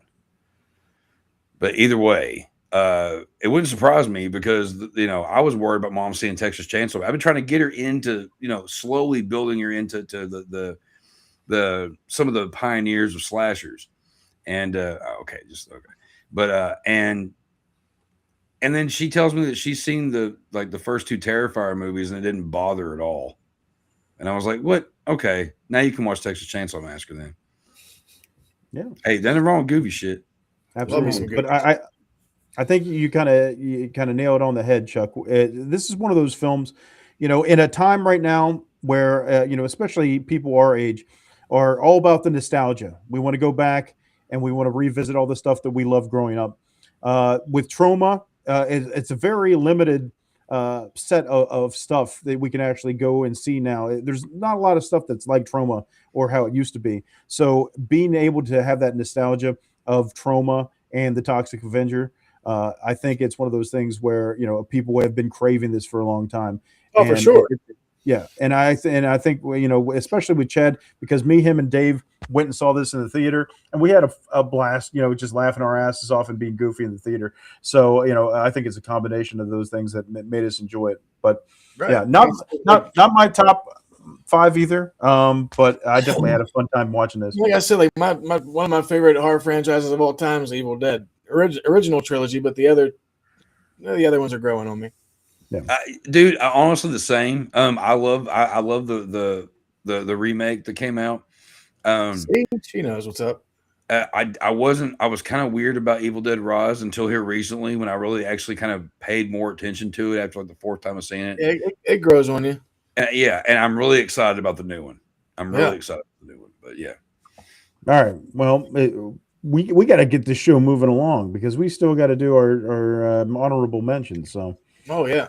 Our unmentionables. Unmentionables. Yeah. So bottom number 1, Chuck. Oh, my number 1 on the disappointments. Yep. All right. Well, here we go, boys. All right, here's how it's gonna go. So kind of similar to let me start over on that. You have those movies that you really look forward to coming out. Sure. And you love the premise. You love the time period. You're cool with all of it, whatever, and then it just falls flat for you because, Sinners. Yeah, I said it. Sinners. Yeah, there we go. It's my number 1 because I was looking forward to this movie. The blues, the music, all that stuff, man. I like the premise of it, vampires and all that shit, man. Cool. And then I saw it, and I had a couple of questions. The actors and everything, fine, whatever the hell. But one, I don't understand why I needed both of. I don't know. There didn't need to be a twin. There was nothing about this movie that made him need to be a twin. Could have had a job for another actor instead of them just being like, "Hey, you're some hot dude, so let's put 2 of you in it, and it'll make people like it even more." I guess that's a thing. Whatever. I didn't really care for the characters that they played. I really didn't. Kind of annoying, honestly. And the fact of I understand the idea of a slow burn and trying to build up certain things. They took too long. They took too long with the vampire stuff. There wasn't really much to it. We didn't get it until half an hour, or like 45 minutes into the movie when the vampires actually show up and do anything. A lot of people want to compare this to From Dusk Till Dawn, and I'm like, no, the vampires didn't come to them. They went to the vampires, and overall, that's a much better fucking movie. Better plot, better characters, better dialogue, better action sequences, better makeup, and better music. I mean, the music in this was cool too, but I like the music in From Dusk Till Dawn. I want to love this movie. I've got a buddy of mine who he absolutely adores this movie. But there are parts in it that I think are cool. But there's also, I just think it's just, I don't know. I thought it could have been a lot better. There's the first, when you first start watching the movie and you're like, okay, I like how it starts out. I like how it started. It's a strong opener. It also has an appearance from a favorite of mine, Saul Williams, who has, if you've never heard of him, I can't, it's so weird to say the name of the album, but he worked with Trent Reznor on one of his albums. And it was a take off of Ziggy Stardust, and it's actually Niggy Tardust. And it's a great fucking album. It's a great fucking album. And the fact that he's in it's pretty, I actually saw him, I don't know what you're agreeing with. We're so all over the place. Sinners. I don't know if Mom saw Sinners. I don't know. But she surprised me. I told you. But I actually saw Saul Williams at a thing years ago, and it was actually pretty cool. So I thought it was kind of cool seeing him show up in it. But I don't know. I like vampires and stuff. I think the vampires in it were actually pretty cool. But I just think that it was a lot of like, don't let them in. All right, don't let them in. All right, cool. Oh, where are you? We let him in. Oh wait, you're in here fucking this other guy. Hey. Oh wait, what are you doing over here? Don't let him in. Don't let. Hey, spoilers. It's not a spoiler. It's pretty much the whole fucking movie. You're telling the story. God damn it. She agrees with that. It's okay. Well, of course. So you're saying this vampire movie sucks? I don't say. I don't think it sucks. I think that it's okay. I think that everybody wants to fucking act like it's some immaculate fucking movie. And he's just saying it was one of the bigger letdowns he's seen this year because all the hype. It's just it does not live up to the hype that everybody was telling me. I was afraid of that shit. Me and Whitman have the same opinion about this movie when it comes down to it. It's everybody was hyping it up. Oh, it's so great. It's the best. And I was like, all right, okay. And then there was a part of me that was like, I'm scared to watch this movie. I know it's not going to be what everybody's saying it is. And I was right. I watched it and I went, okay, well, let me watch it again. Still not getting it. All right, well, I'll give it. No. And it's like I don't know. I would like to see more movies that take place in that time period. I like the blues aspect of some shit, but nah, it was a letdown to me. It really was. Well, there you have it, Chuck, with a very hot take. Of course, it was intended. Come at me, because you'll lose. His least favorite of 2025 was Sinners. My least favorite of 2025. Oh my gosh, this movie fucking sucked. All right. See, I thought you were going to put Tron as your number one. No. Oh shit! I didn't even bother watching it. Oh man, I forgot all about this fucking. I know you guys aren't big on Megan. I did. I enjoyed the first film. I never finished it. Well, people are critical of the first film, and I get it. It's it is what it is. But I didn't mind it. It's different. Obviously we're going in that direction of the robots, the AIs, and all that stuff going forward. And I think they had fun with the first one. Her dancing around and killing people and all that. So I enjoyed the first one. I'm not saying it's anything great, but I definitely enjoyed it. Now, round two, they completely threw everything out the door. They turned this into Terminator 2, where she's the good robot or whatever, allegedly. Maybe, we don't know. But yeah, this was just completely different film from the first one. There's no horror element whatsoever. It was terrible. It was just terrible all around. It did nothing for me whatsoever. Just yeah. They I feel like they could have had a really good horror franchise with this. They could have built off the first one and made it better. All the people that kind of criticized the first one, I'm like, okay, the second one, maybe they could step it up with, more gore, more, whatever, and make this into a good franchise to where maybe they'll do a crossover with Megan and Chucky or whatever, going forward. But no, they completely went out and yeah, same Tamara. Like the first one, the second one was complete trash, man. Like, just I just stay away. Just stay away from, you know, especially if you haven't seen it. If you go and watch the first one and you like that, stay away from the second one. Guaranteed. Trash. Garbage, he said. Noted. Because I didn't like the first one. I thought it was boring. Yeah, I didn't really give a fuck. That stupid fucking dance she does, like in the hallway and shit. Like, That's why? funny. That's funny. That's not funny. That was weird. It just was really fucking like, that's awkward. Like, no. Because if you hear the Scat Brothers playing, you're gonna start dancing too. All right.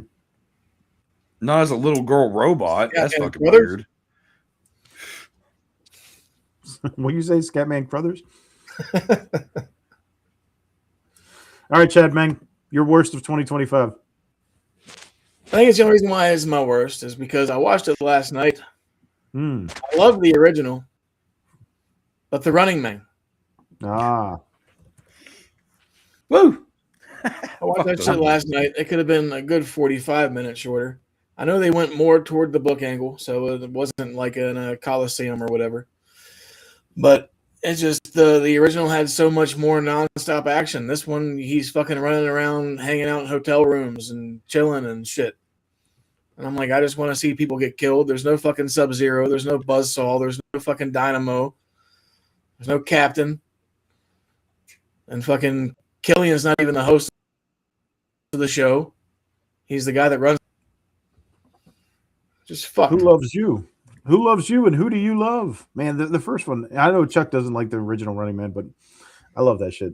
Dude, that one was like nonstop action. This one here, like, I mean, it's just too much of a weird story. Like, I don't know. I never read the book. This is like one of the, like, you know what I mean? Like, I only read like 2 or 3 Stephen King books in my life. This was not one of them. I don't know how to read good, Chuck. All I know is You read my stuff, right? It's hilarious to me that Chad Meng's bottom 3 are Roof Meng, Super Meng, and the Running Meng. Did you do that on purpose, or is it just the universe? You're welcome. It's the universe. That's so hilarious. That might be a reoccurring theme now. If you're going to do a film, don't have man in the last segment of the title. Or Chad's going to hate you for it. I mean, no, I liked Working Man. Did you no from this year? What about Dog Meng? I didn't see Dog Man. It's Dog Man. I'm going to go out. Working Man was good. That came out this year. Okay. Yeah, it was the beginning of the year. All right. So it's not a complete loss for the Meng. I'll be right back, guys. Some of the Mengs won. The Butcher of Bakersfield. Yeah, I love the original Running Man Tamara. Arnold Schwarzenegger, such a classic. I think I love watched the original Running Man today. Yeah. So, Fireball. Oh man, Running Man. Dynamo. I love that. And that guy was like a real opera singer too. Right. And Sven wasn't in this shit. No LaFours. No LaFours. At one point, though, they had like these security guys walking him down the fucking thing or whatever. And I looked at the one guy. He looked like he could be like LaFours' son. Yeah. Like, I was just like, this guy. I'm like, there's no fucking way. Yeah. They got a LaFours look-alike. Yeah, it was just a letdown, man. Like, everybody that gave this movie shit, that shit is well deserved. Jim Brown is Fireball in the original. You got Jesse Ventura in the original. Yeah.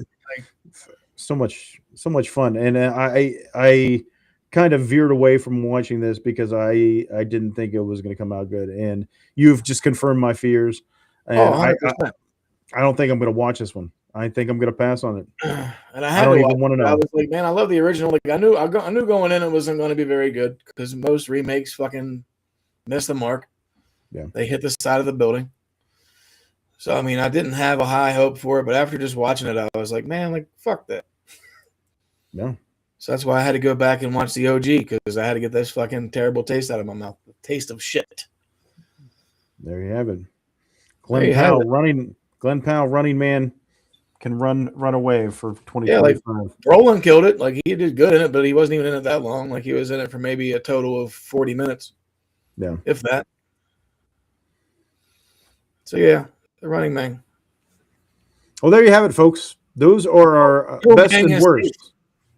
Our best and worst of 2025. hopefully, we've recommended some films that you may not have seen that you will go now see and enjoy, and hopefully we've steered you away from some of the garbage.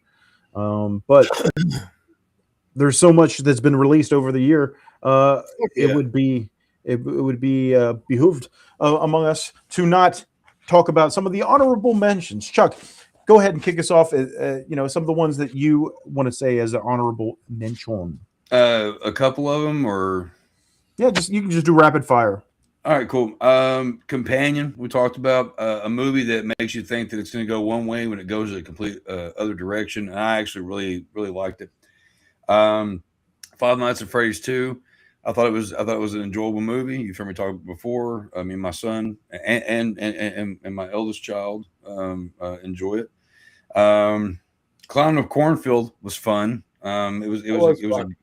It's a fun horror film if you're a fan of clown stuff. Good book too. Have not read it, but I've been told it's been pretty good. I love Until Dawn, loosely based off the game that basically plays out like a movie.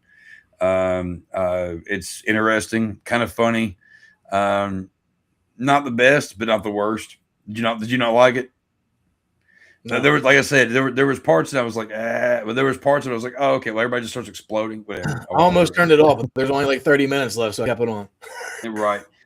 Vicious was good. It was one I've watched actually recently that I was like, oh, wow, that's pretty interesting. It's pretty intense. Locked, the movie with the great Sir Anthony Hopkins. And that was a good movie, too. And Skarsgård. Which one is it? Oh, Skarsgård. Yeah. Which he looks like Pete Davidson. And I think he's actually playing Pete Davidson. I think that's actually what he's doing in that movie. It was a good one. Hard Eyes was fun, and of course, Toxic Avenger we talked about. So yeah, those are all my honorable mentions. Anything to add to the list, Mike? Yeah, I got a few. F1 the movie. I had fun with this one. I had fun with it. Brad Pitt. It's probably the best kind of racing movie I've seen since Days of Thunder. It's what? No, not racist. Racing. Oh, Jesus! It's the best racist movie I've seen since Days of Thunder. Like, wait a minute. No, it's about NASCAR. So. It's one of those ones where you can just kind of lock in and go on for the ride, figuratively. Yeah, had a good time. I like Brad Pitt. You know, he does a good job in this. One of the ones that was garbage that I mentioned not too long ago, The Conjuring: Last Rites. Oh my gosh, yeah, it's one of those ones where it's exactly like the last film. Like they literally, I said earlier, copy and paste. You know, they did almost the exact same thing, like almost identical. So Conjuring: Last Rites did not enjoy. Another one that came out this year, Happy Gilmore 2. Now it didn't. You can't beat the first film, obviously, but this one wasn't complete trash. It was all nostalgia, and I was okay with that. You don't really have to expound on the Happy Gilmore universe. It's just like, all right, we're going to go back and we're going to enjoy it for what it is. And I was fine with that. So I didn't mind watching it once. It's probably not one of the ones I'll go back and watch ever again, maybe at some point, but not frequently. But I had to mention that. Also, Final Destination Bloodlines. It was all right. You know, had some good kills. You know, it's, you know, all those films are basically the same formula. And I can't leave it off the list because Tony Todd's last film performance. One of the greats. R.I.P. to the legend Tony Todd. With a very moving last scene. His. Very apropos to both his character and his real life situation. Yeah, so if you don't watch Final Destination Bloodlines for anything else, you can just hop onto YouTube and watch that scene with Tony Todd because he's a legend and we miss him. So another film, The Accountant 2. I enjoy The Accountant movie with Ben Affleck. This one, it was okay. Not as good as the first one. I like the interaction more so between him and his brother, John Bernthal. I like those guys. Yeah, I feel like you could do like a kind of a spin-off more so. of that, maybe in a TV series or something like that. Maybe not more films, but I liked Ben Affleck. Oh, Mama's Night, got to go Mom. to bed. Good night, thanks Mom. for stopping Thanks for by. checking out. Mom, nasty mom. Mama Nasty. Mama nasty. There you go. Still So yeah, sounds accountant 2. Okay.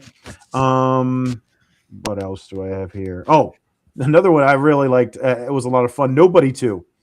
good. Oh, I still want to watch that. I I love was wondering if you were going to say that. I need to Yeah. see that.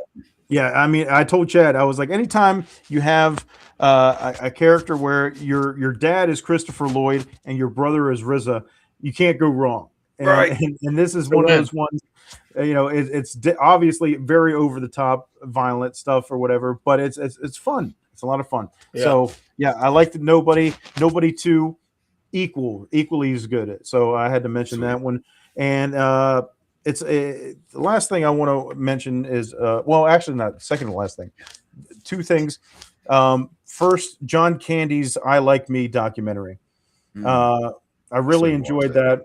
I love John Candy, man. He's so missed, and it was nice to go back and revisit his career, hear from a lot of his friends and family, and so many years later, the impact that he had on the business and how much he's missed. I was really touched by Dan Aykroyd and his eulogy to his buddy.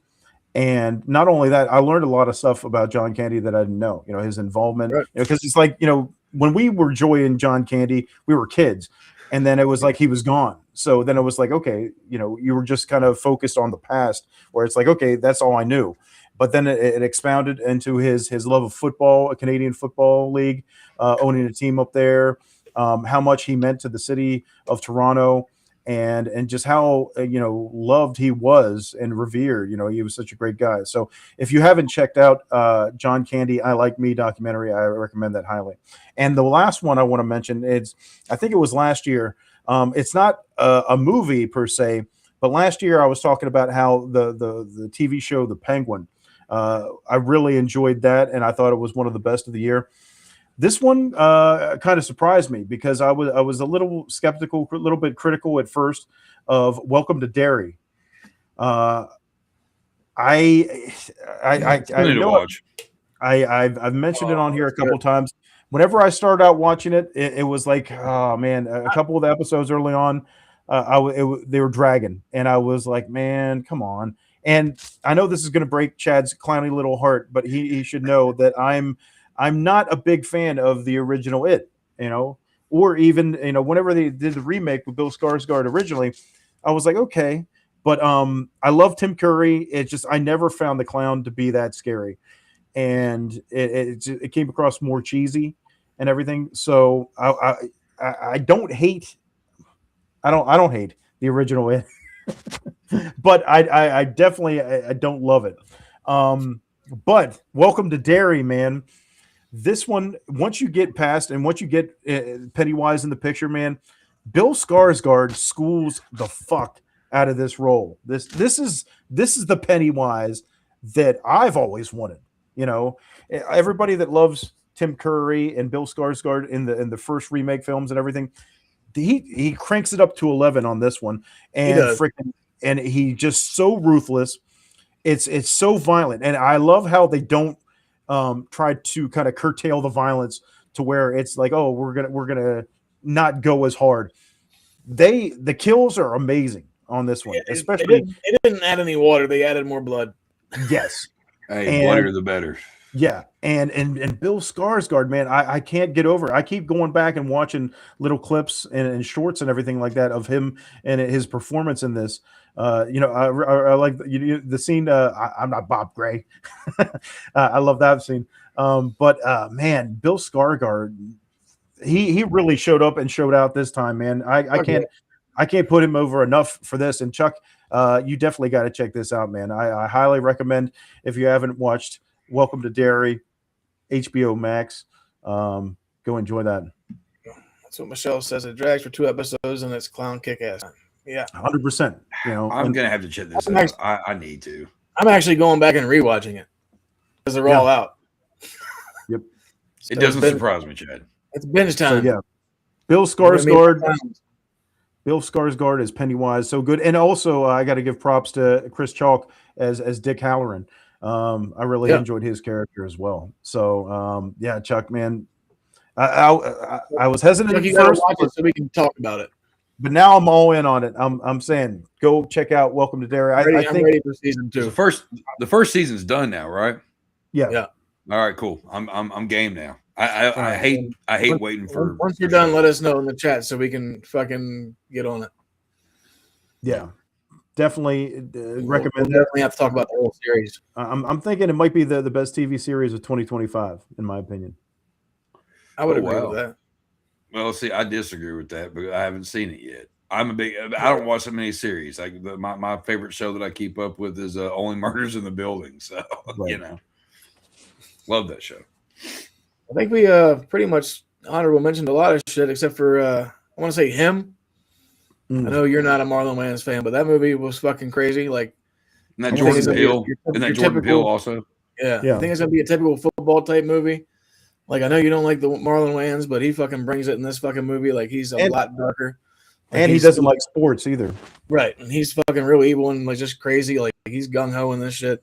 And then, do you see this movie, Mike? I haven't. But like it fucking didn't appeal to me at all, dude. Like you watch it, and then once you get to like the last 20-30 minutes or whatever, it takes a fucking hard right, and then it just goes to fucking bananas. The ending of this movie is fucking out there. Bananas. Like, you just think it's a football game. Like, you see these two guys going at it. The next thing you know, it's like, what the fuck just happened? Okay, that part kind of lost me. The ending is what turned me on to this shit. Like, I thought it was just like another movie until the ending happened. Then I was like, okay, fuck this, I'm in. All right then. Fucking wild ass movie, yo. That's a challenge. Go ahead, Chad. I just watched Good Fortune the other night, last night, maybe the night. How was that? It was pretty decent, man. Like, I'm not a big Seth Rogen fan, but I mean, Keanu's the fucking shit, and he cracks me up in this movie. It looks like it's all right, actually. Yeah. What are we looking at right now? Okay, so these are just films that have been released in 2025. So I was just going to kind of scroll through. Did either of you guys watch that Wake Up Dead Man, that Knives Out one? Yeah, no, I didn't realize it was Knives Out. Yeah, I actually love the first Knives Out. Yep. So that's one would be interesting. House made Marty Supreme. Also, that movie Good Boy, that was very interesting because it was a total different perspective. I started one night. I started one night and passed out. But I fell asleep watching it the first time too. But after going back and rewatching it, and I also want to say Begonia, that movie was fucking bonkers. Was it? Because I've been curious about that one too. It's fucking good, man. I was not mad at it at all. And we can't go without saying, I know Dave would be disappointed if we didn't say Nuremberg, Rami Malek, Russell Crowe one. A lot of kids films. We mentioned those. The Long Walk is fucking amazing. Long Walk, yeah, that's another one. I still need to watch that one. Watched this movie the other night that I didn't even hear of, but it's called Psychotherapy. Psychotherapy. Oh wow, that's Skid Row, isn't it? Steve Buscemi. Ramones or Skid Row. The actual title is called it's a fucking crazy title. It's Psychotherapy: The Shallow Tale of a Writer Who Decided to Write About a Serial Killer. All right. Oh, I'm sold. So that's why. Yeah, so the guy's an author trying to write a new book. Steve Buscemi's this ex-serial killer. He's like, hey, you should write a book about me. I'm sold. Everything about that. Then he pretty much walks him down the road of how to be a serial killer. Where can you watch this? FNAF 2. Now You See Me, Now You Don't. I'll define it and let you know. I'm curious to see how Now You See Me, Now You Don't turned out. I haven't seen that. Me as well. I didn't mind the first two. Hamnet. I know a lot of people said they liked Hamnet. Not my cup of tea. Who the fuck's Jay Kelly? Mission Impossible: The Final Reckoning. It's one of those ones. I enjoyed it. Some scenes were cut a little long. Yeah. Like the submarine scene was pretty long. Not the best one in the franchise, but a good send off. And then, like I always said, I give props to Tom Cruise for his own stunts going out. I still say the best one is the one with Philip Seymour Hoffman is the bad guy. Go back up real quick. Go back up just a little bit. No. Die My Love. That also another one about a writer. I've been kind of curious about that one because it doesn't look horrible, honestly. Isn't this Dracula with Christoph Waltz? What? What? I didn't even know there was a newer Dracula. I think this is Christoph Waltz. I never saw that one. I couldn't find it anywhere. I was looking. Christoph Waltz. Oh wow! So he's been Frankenstein couldn't and find it. Dracula. That motherfucker, I swear, that motherfucker is in everything. He's such a damn good actor though. I love him in Django. Oh yeah. Yeah, there was a lot of fucking movies that came out, man. Like, I think I scrolled down through a list earlier and it was like 400 deep, and I was like, okay, I'm done. Predator? Actually, I started watching Predator Badlands, but the copy I had was kind of rough. I was told it was okay if you like certain it's types weird. of movies, but it's not It's really weird. anything that I give a fuck about. Sisu? Gotta see it. Sisu's one I wanted to see. Fantastic Four? Was pretty whack. Garbage. 28 years later. I want to. The Phoenician scheme was pretty funny. Wicked for Good. I'd put that at the top of the shit list, but I haven't seen it. So Yeah, because you have better things to do. The Springsteen one. I want to see it. that. Actually, I hate Springsteen, but I like old dude that plays him. Yeah, Caught Stealing wasn't bad either. I've been caught stealing once when I was 9. So I said I watched a lot of fucking I didn't movies. pay for it. Jurassic World. That was garbage. I'm so tired of those movies. Like I haven't even seen most of them. Just like I just hate Chris Pratt. Ballerina. Mr. Pratt. It's just a female John Wick. Eddington could have been even better, but I just thought that shit was way too long. I tried. I tried watching that one night, and it literally made me want to fall asleep. I just was yeah, bored. that's what I'm saying. It could have easily been like an hour 40 and been a good movie. Thunderbolts. It was okay. If I had, go up. If I had legs, I would kick you. What? You haven't heard that one yet? That caught my eye. While too. trying to manage her own life and career, a woman on the verge of a breakdown must cope with her daughter's illness. An absent husband, a missing person, an unusual relationship with her therapist. That movie. That sounds like a lot of drama that I would never want to be a part of. Rose Byrne and Conan Oh, O'Brien. she's good. She's good. Conan O'Brien. Yeah. Conan. What? Does he play the therapist? A24. I don't know. I feel like I need to see it.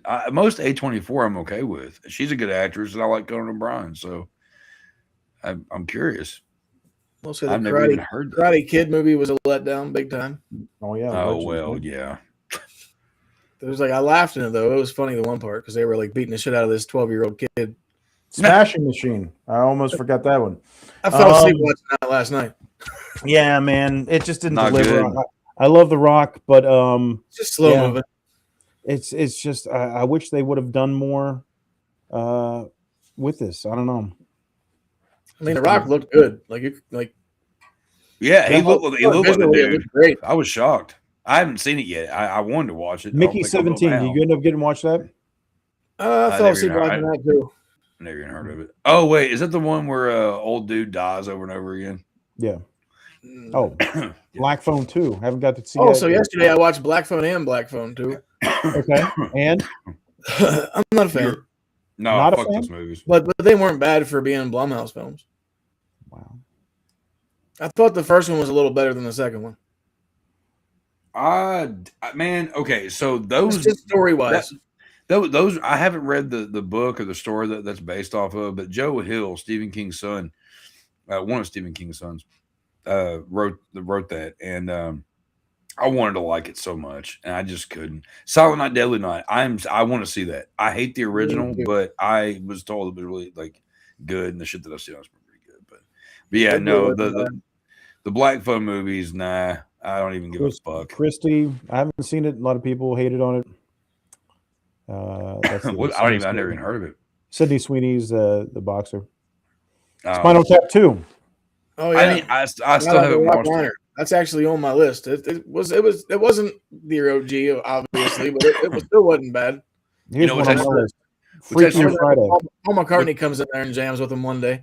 What's actually really cool about that scene with Paul McCartney is when they're in the fucking studio, there's a poster on the wall that I never thought I'd ever see in a movie like this, but it's an I Hate God poster for their self-titled album.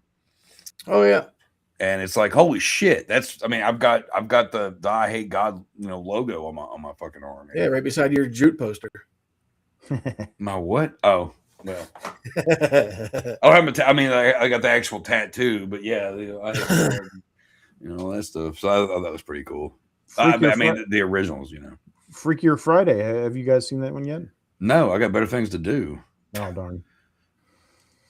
All I right. clicked on that Influencers movie once, but I never decided to watch it. Influencer. Okay, so Influencers.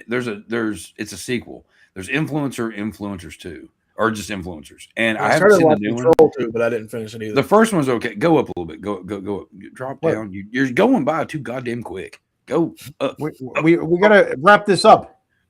Well, it's only been 2 hours. I know. Hold on. There was something. Just keep going just a little bit. What? Last show of the season. Just a little bit. Oh, Death of a Unicorn. Faster. What did you all think about that movie? I haven't seen it yet. It was okay. I watched most of it, and it was it had moments, but it was also kind of a letdown. I know what you did last summer. That was whack. Oh, yeah, Novocaine. That sucked. Mike loved Novocaine. I hated Novocaine. I've heard different things about that movie. I don't feel like I would. It's just that kid should have been dead 30 times over in that movie. Here's the thing that I realized about Mike and me is the movies that Mike hates, like already hates it. Most of the time, I'm gonna agree when I watch them. Flight Risk wasn't bad. Is that the Mark Wahlberg when he's bald? Yeah. Oh, okay, yeah. All right. Well, we're getting down here to. That was okay. Predator Killer. Deep Cover. What? Okay, that's not all right. I was like, they did not remake that fucking movie, did they? Yeah. Deep Cover is a treasure of a movie. Well, we still have the clip of the week yet, and we do have the clip of the year. Holy crow! And we gotta sell some shit. Let's fire that up here and fire this puppy up. Oh man, I gotta get to bed. Bedtime. Boom bitty bye bye. Boom bitty bye bye.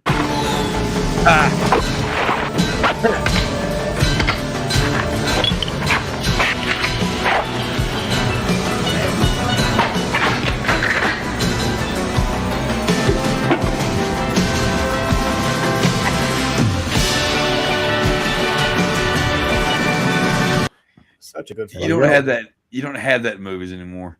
Like ready to go to work. It's so cheesy. Bennett, cool off some steam. All right. Well, clip of the year. What we got? Yeah. That's a long 365. That should be a good one. Play. So you kill all your friends? Oh no, just you. And maybe Shorty, but that wasn't planned or anything. But here's the genius part. We're copycatting a serial killer that already exists. It's the perfect crime, Cindy. But wait! There's more! Hang on to your seat, baby! Cause this one's a screamer! I love how he's like, I'll be back. Uh-oh. I hate these fucking movies. God. And another one coming out. So we have that to look forward to. Dave, going into 2026 like Arnold. All right, real quick, Dave. Just give us your top number one and your worst number one, real quick, while we're going through One. Number one's Dave, if you're still there.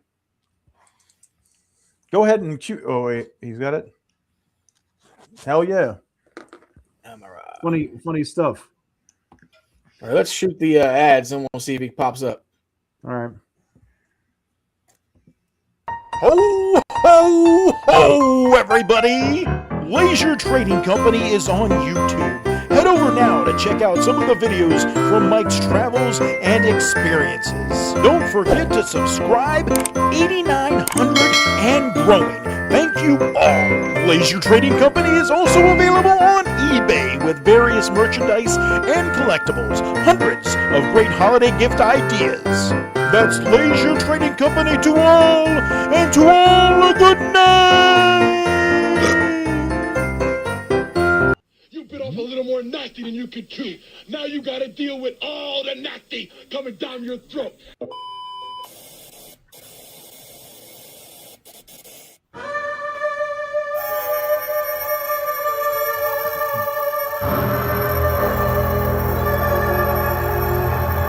No, Clarice.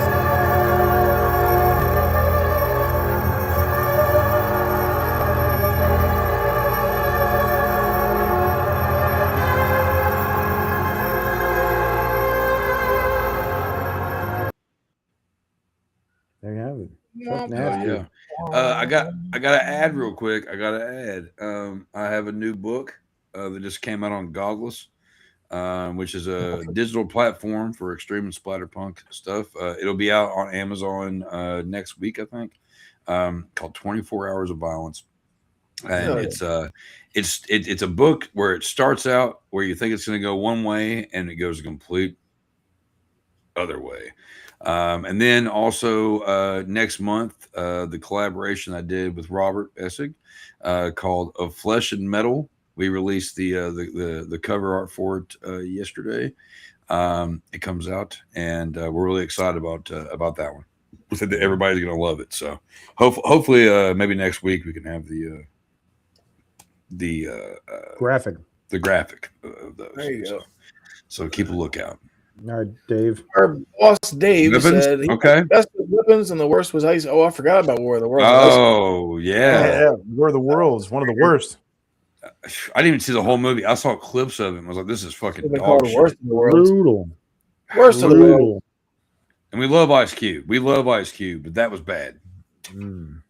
Well, next week, gentlemen, we are coming into the 2026 season. So again, I say we start out strong like we did last year with some Robert Rodriguez. Worked out from dusk till dawn. A little Rodriguez, Tarantino, Kurtzman action. We brought it up. Sinners wish it could be. We brought it up a couple times in this podcast film. What the fuck am I saying? But 30th anniversary, 1996. Dusk Till Dawn came out, and we're gonna go back and revisit it for the 30th anniversary, man. Kicking off 2026 in style. Oh yeah. So shit. And it's now after midnight, so this is the last day of 2025. All the terrible stuff that's happened is gone. The new year is coming in, and we can only say thank you to all the subscribers that have joined us along the way this year and the years before as well, and going forward, hopefully. And yeah. So, also, thanks for the chat, people. Come in here to talk us. Let us know what's up. Let us know how you're doing. Let us know what you think about the films we talk about. Don't forget to leave comments if you want to see what you want us to do. Tonight, I got a ticket. I'm going to go see the finale of Stranger Things in the theaters. They're doing a release where they're showing the finale in theaters. I'm excited about that because I'm going to hook up the old trusty camera here, and I'm going to get some reactions, and I'm going to post them over on Laser Trading Company because I want to see what everybody's reactions are to the finale of Stranger Things. That's another one. Yeah. Welcome to Derry, I think, was definitely the best show of 2025. But Stranger Things, they've done a great job with that series, and I'm curious. I'm curious to see how it ends. So yeah, props to that show as well. And, maybe you can get some season this year. You think maybe you could get maybe some see how the vibe is and everything. See if I get some actual reactions after people leave the movie. Maybe get something to That'd be kind of curious, Sure. Yeah. So we're gonna check that out. Last Is show there a of the delay? year. Last show of the year. Crazy. Hey, Chuck, lean back just a little bit. No, go back. You see that blue? Oh, you want put your head. Yeah, there you go. Oh, got a blue. Look like an aura or whatever. I seen that shit. Oh yeah, of course. If you've gone over to the channel, Michelle Emilio's channel, they do all kinds of different Stranger Things and mashups with Hellraiser and all kinds of fun stuff. So yeah, man. I'm curious. I'm curious to see how this ends, and it's going to be a big deal. This is the first time that they've really done anything like this, where a TV series is getting like a they had like over 500 theaters, and they added more because they've been selling out. So it's definitely a phenomenon that people have enjoyed this series for so many years now. So yeah, good way to end 2025 and go into the new year, man. So I hope everybody is safe and has a happy new year. Do not drink and drive. No. And God bless us, everyone. Be safe. Get a driver. Drink responsibly. 100%. Right. All right. That is it. Next week, from Dusk Till Dawn, 30th anniversary, right here on the Video Store Clerks podcast. Yeah. So come by as we go to Old Mexico with the Gecko Brothers to the Titty Twister. We hear they have all types of see you next Tuesday. No, next year. We'll see you next year.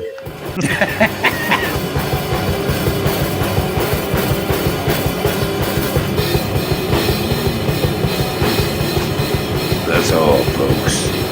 See you next year. It's been a fun one. Chug Nasty, Chad Man,